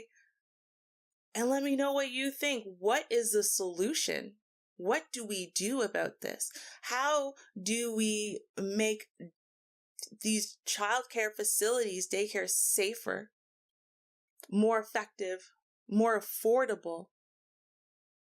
And especially when we're talking about kids who need the facilitated facilities, right? Where they need assistance or whatever, for parents who are trying to get back up on their feet, or who are trying to build something so that way they don't need the assistance from the government. What do we do to make those facilities better and safer? Because if that was the only option that I had for my kid, would I choose to be a welfare queen for life, or would I choose to keep sending my kid somewhere where they would be that horribly abused, berated, and treated, neglected?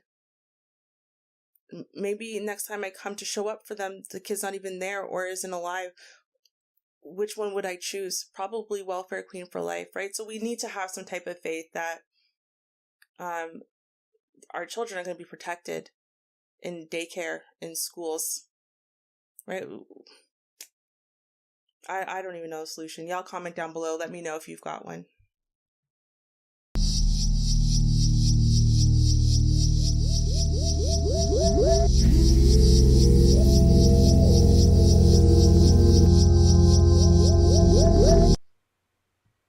Sobering, isn't it? That is the state and condition of the way we treat our elderly, and then the way we treat like our brains are programmed to look at them little babies and want to love them and protect them, right? And this is the way we're treating them. And then everyone in the middle, the way we treat them is, well, we'll just work you to the bone until you're too old to be of use, and then we'll just throw you away. I mean, really, Western society is a travesty, and more to the point, capitalism. I feel like capitalism is coming to its natural conclusion. When I say conclusion, because it's like, it's going to like almost like max itself out. It's going to reach a climax at some point, because we can't keep doing this. We can't. I think we're really going to reach an ending soon.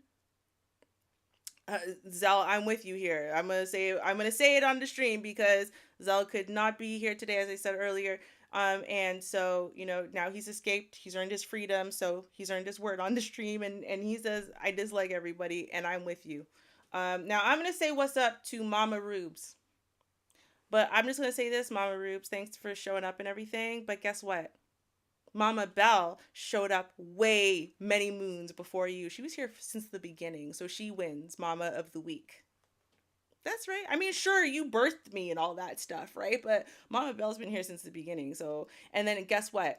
Then we have my Mama Scott, you know what I mean? Who's like my surrogate mother in place of you. So, I mean, really everyone but you has been here. So where have you been?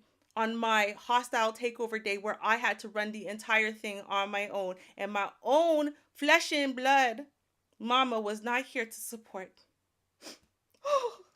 The horror. Anyway, y'all, listen. We only got 2 more stories left. Okay. Now, one, I'm shocked, disturbed, I don't even know what to say about Cells Next Door. We're going to listen to it though, and then we are going to round up the end of the night with it, Karen. So let's take a look first at this.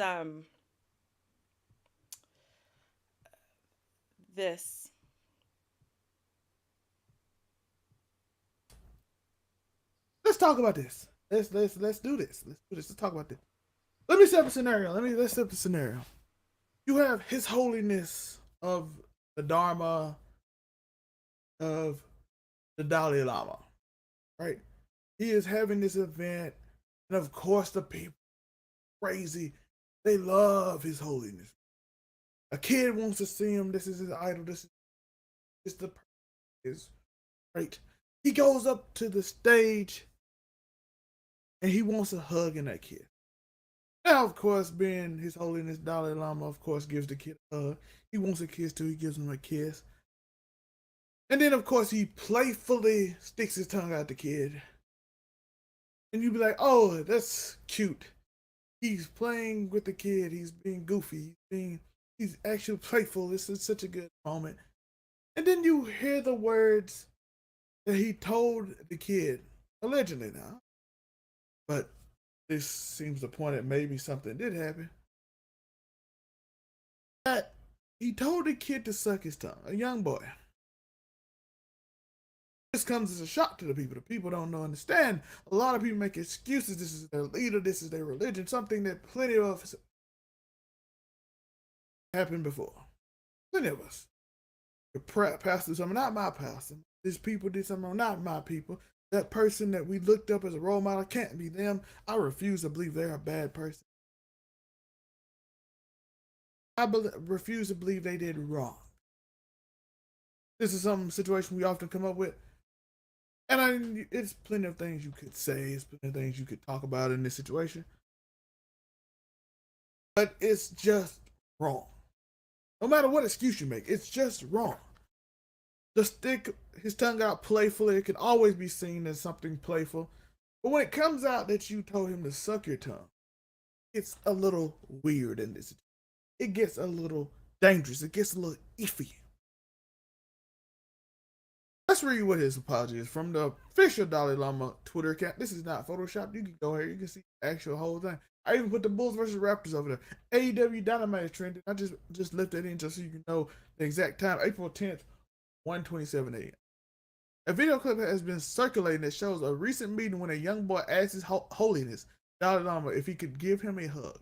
His Holiness didn't even say kiss. His Holiness wishes to apologize to the boy and his family, as well as many friends across the world, for the hurt his words may have caused. His Holiness often teases people he meets in an innocent and playful way, even in public before cameras. He regrets this. Is that an admittance?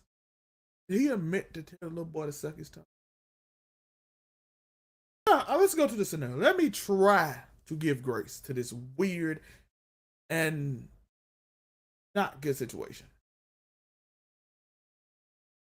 He asked the little boy to suck his tongue. Maybe it's a cultural thing.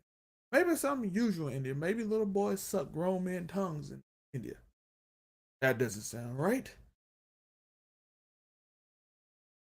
I ain't thinking of this. I have nothing else. This is weird. This is just weird. It feels wrong. It is wrong. I don't think it's normal. I don't think nothing normal about this. I think this is a horrible situation. Now, what do we plan to do about it? He's the Dalai Lama, leader of a whole sect, religion. Ain't nothing's gonna happen to him. You just gotta call it out, right? You gotta call out weirdness when you see it. And this is a common trend among holy people. Why does this trend that way? If this was one incident, maybe it was weird, but it seems like this high and mighty thing, this I have to be holier now, might lead to some mental condition that thinks, oh, this is fine if I do this weird thing. Maybe it's just like a way to get stress out. It's like some playful way. I heard a lot about being playful. You often hear playful when weirdos try to mess with kids. Little kids often try to take kids away from people. I saw this old white man try to take this little girl away from her parent, but her parent caught her. He took off running. I'm like, what's going on in the world? What is going on in the world where your leaders do weird things. Is it okay you to do weird things? I mean, if they can do it, right? They're the leader. They're the person that's supposed to represent. They're the person who chose to accepted a position of leadership. I often say you can't blame people for being not good people when they didn't so choose to be people. But in this situation, you chose to be a leader. You choose to be president, you have to be held to a higher standard. That's the way I feel. Let me know your thoughts on this weird situation. Can you find the excuse that I can't find for this? Can you find it? Because I don't know where it is. I don't know where the line is. I can subscribe all this. Ruby, back to you. Well, since we're gonna go back to me, we're gonna do this for a hot second. We're just gonna just look at this. We're just gonna look at this. You don't even need to see me right now. Just look at this. So this is what I mean when you look at. Okay, I'm just gonna play it, but without the sound. I don't care what this lady's saying about it. We already heard Zell give us excellent coverage. I just wanted to look at, because I can't really see the video, but I want to see like the just the picture, because they took a couple pictures. So let's look at the pictures, right? So you're like, okay, look at this serious face. You don't look like he's playing to me. He don't. And then he's like, oh, just kidding, right? Like that very much, like no disrespect to their holy people or whatever, right? But that very much to me screams, I thought I might be able to get this happening. I forgot where I was at. Like almost like, okay, listen, because predators, well, they get senile too, real talk.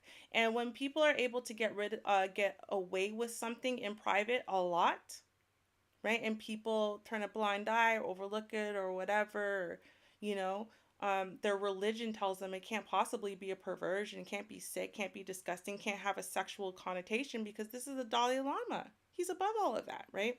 And so he's been doing it for so long, but he also knows not to do it in certain types of places where he can be observed or whatever, right? And so it's like he forgot where he was. Maybe he's going senile, so he just has a kid on his lap, and it reminds him of when he's, back at the ashrama, or I don't know, wherever the Dalai Lama lives. And it just reminded him when he's back at home with little boys on his lap, and then he can get sexual pleasure without doing perversion, because a lot of these freak shows, they do stuff like that. So they say, well, if he sucks on my tongue, that's not technically touching a sexual part, so it's not as bad or whatever. Like, I swear to God, like, the way that people justify this kind of sickness is honestly mind-blowing. Like, it's honestly mind-blowing. So the truth is, I don't care if he doesn't know what was wrong with this, or if, like, I don't care what the reason is. I don't care what they come out with and whatever. Just like I don't care all the excuses they make for all these Catholic priests and bishops. Like, it doesn't matter. The way that I see it actually is that I think that it's a lot of sexually immoral people that are drawn to exactly these types of devout sainthood level things, being monks and being whatever, like where you swear off all sexuality. I think it's because they know that sexually they are very unwell, right? Like maybe they know they have something predatory in them. They know they have something unwell, unbalanced, or it might even be like it's not that unwell and unbalanced. It might just be that, they are part of the LGBTQ community. Now you probably wouldn't see that as much, but before, yeah, right? So I don't know, but I think that it doesn't surprise me at all. I just think that there's been a lot of focus on Catholicism, and it's like we've overlooked every other religion. And I think that it's just because the other religions are better at hiding stuff. But I think that you're going to see this a lot in any type of church leadership type thing where people are not allowed to get married or have sex. Real talk. Not surprised at all. And yeah, he'll be paying for it into the afterlife. Or wait, hold on. What does he? Do they believe in reincarnation?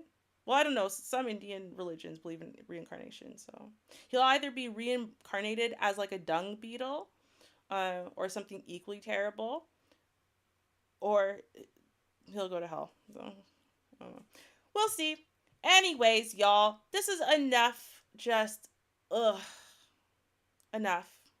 Okay, let's end the night off with a Karen. We need a Karen, y'all. We need a Karen. I'm tired of no happy. Let's have some Karen. They're calling me Karen cause I make them nervous. They're fine, call me that, I'm Karen about good service. I'd like to speak to the manager. I'd like to speak to the manager. Sorry. Let us take a look at today's Karen because, well, she's special. Y'all know I have a special place in my heart for Karens, just like there's a special place in hell for them. Now, sorry, Karen. I'm sorry. I know you gonna be mad I said it, but it's still true. Okay, let's watch. What was I say? So this is because your clothes were, oh, no, I don't want to read that out loud.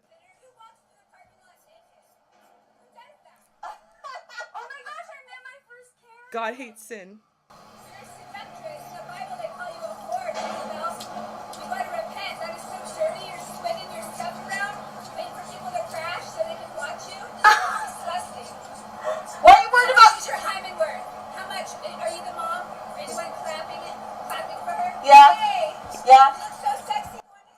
Okay, first and foremost, okay, so let's read just the information we have on the screen. We have God hates sin. That is a sign that Karen obviously is holding, right? And we have this commenter who says, so this is because your clothes were skin colored?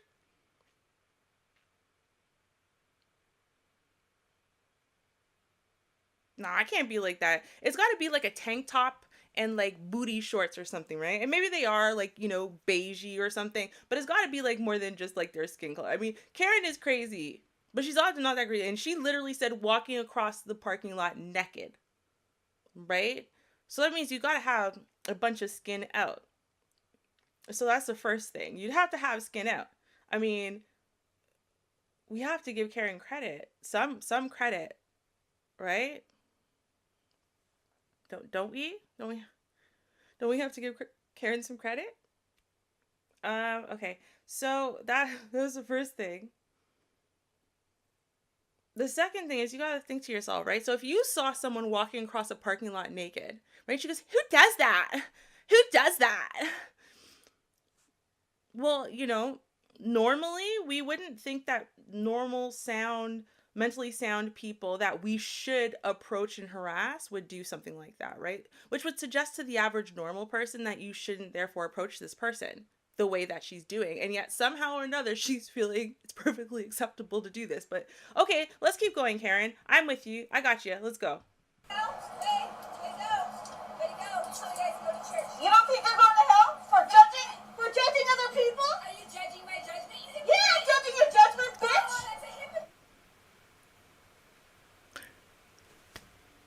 Bro, Karen came with the religious bullshit. Karen came with the religious nonsense, okay? And then when Karen gets called out on, hey, judge not lest ye be judged. You remember that? Judge not lest ye be judged. So the commandment, the commandment from God is do not judge unless you want to be judged in return, right?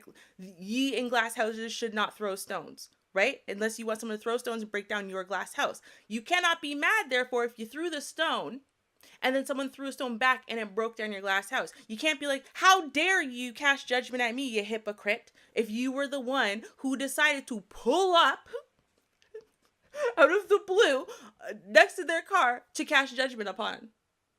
Like, yo, are you okay?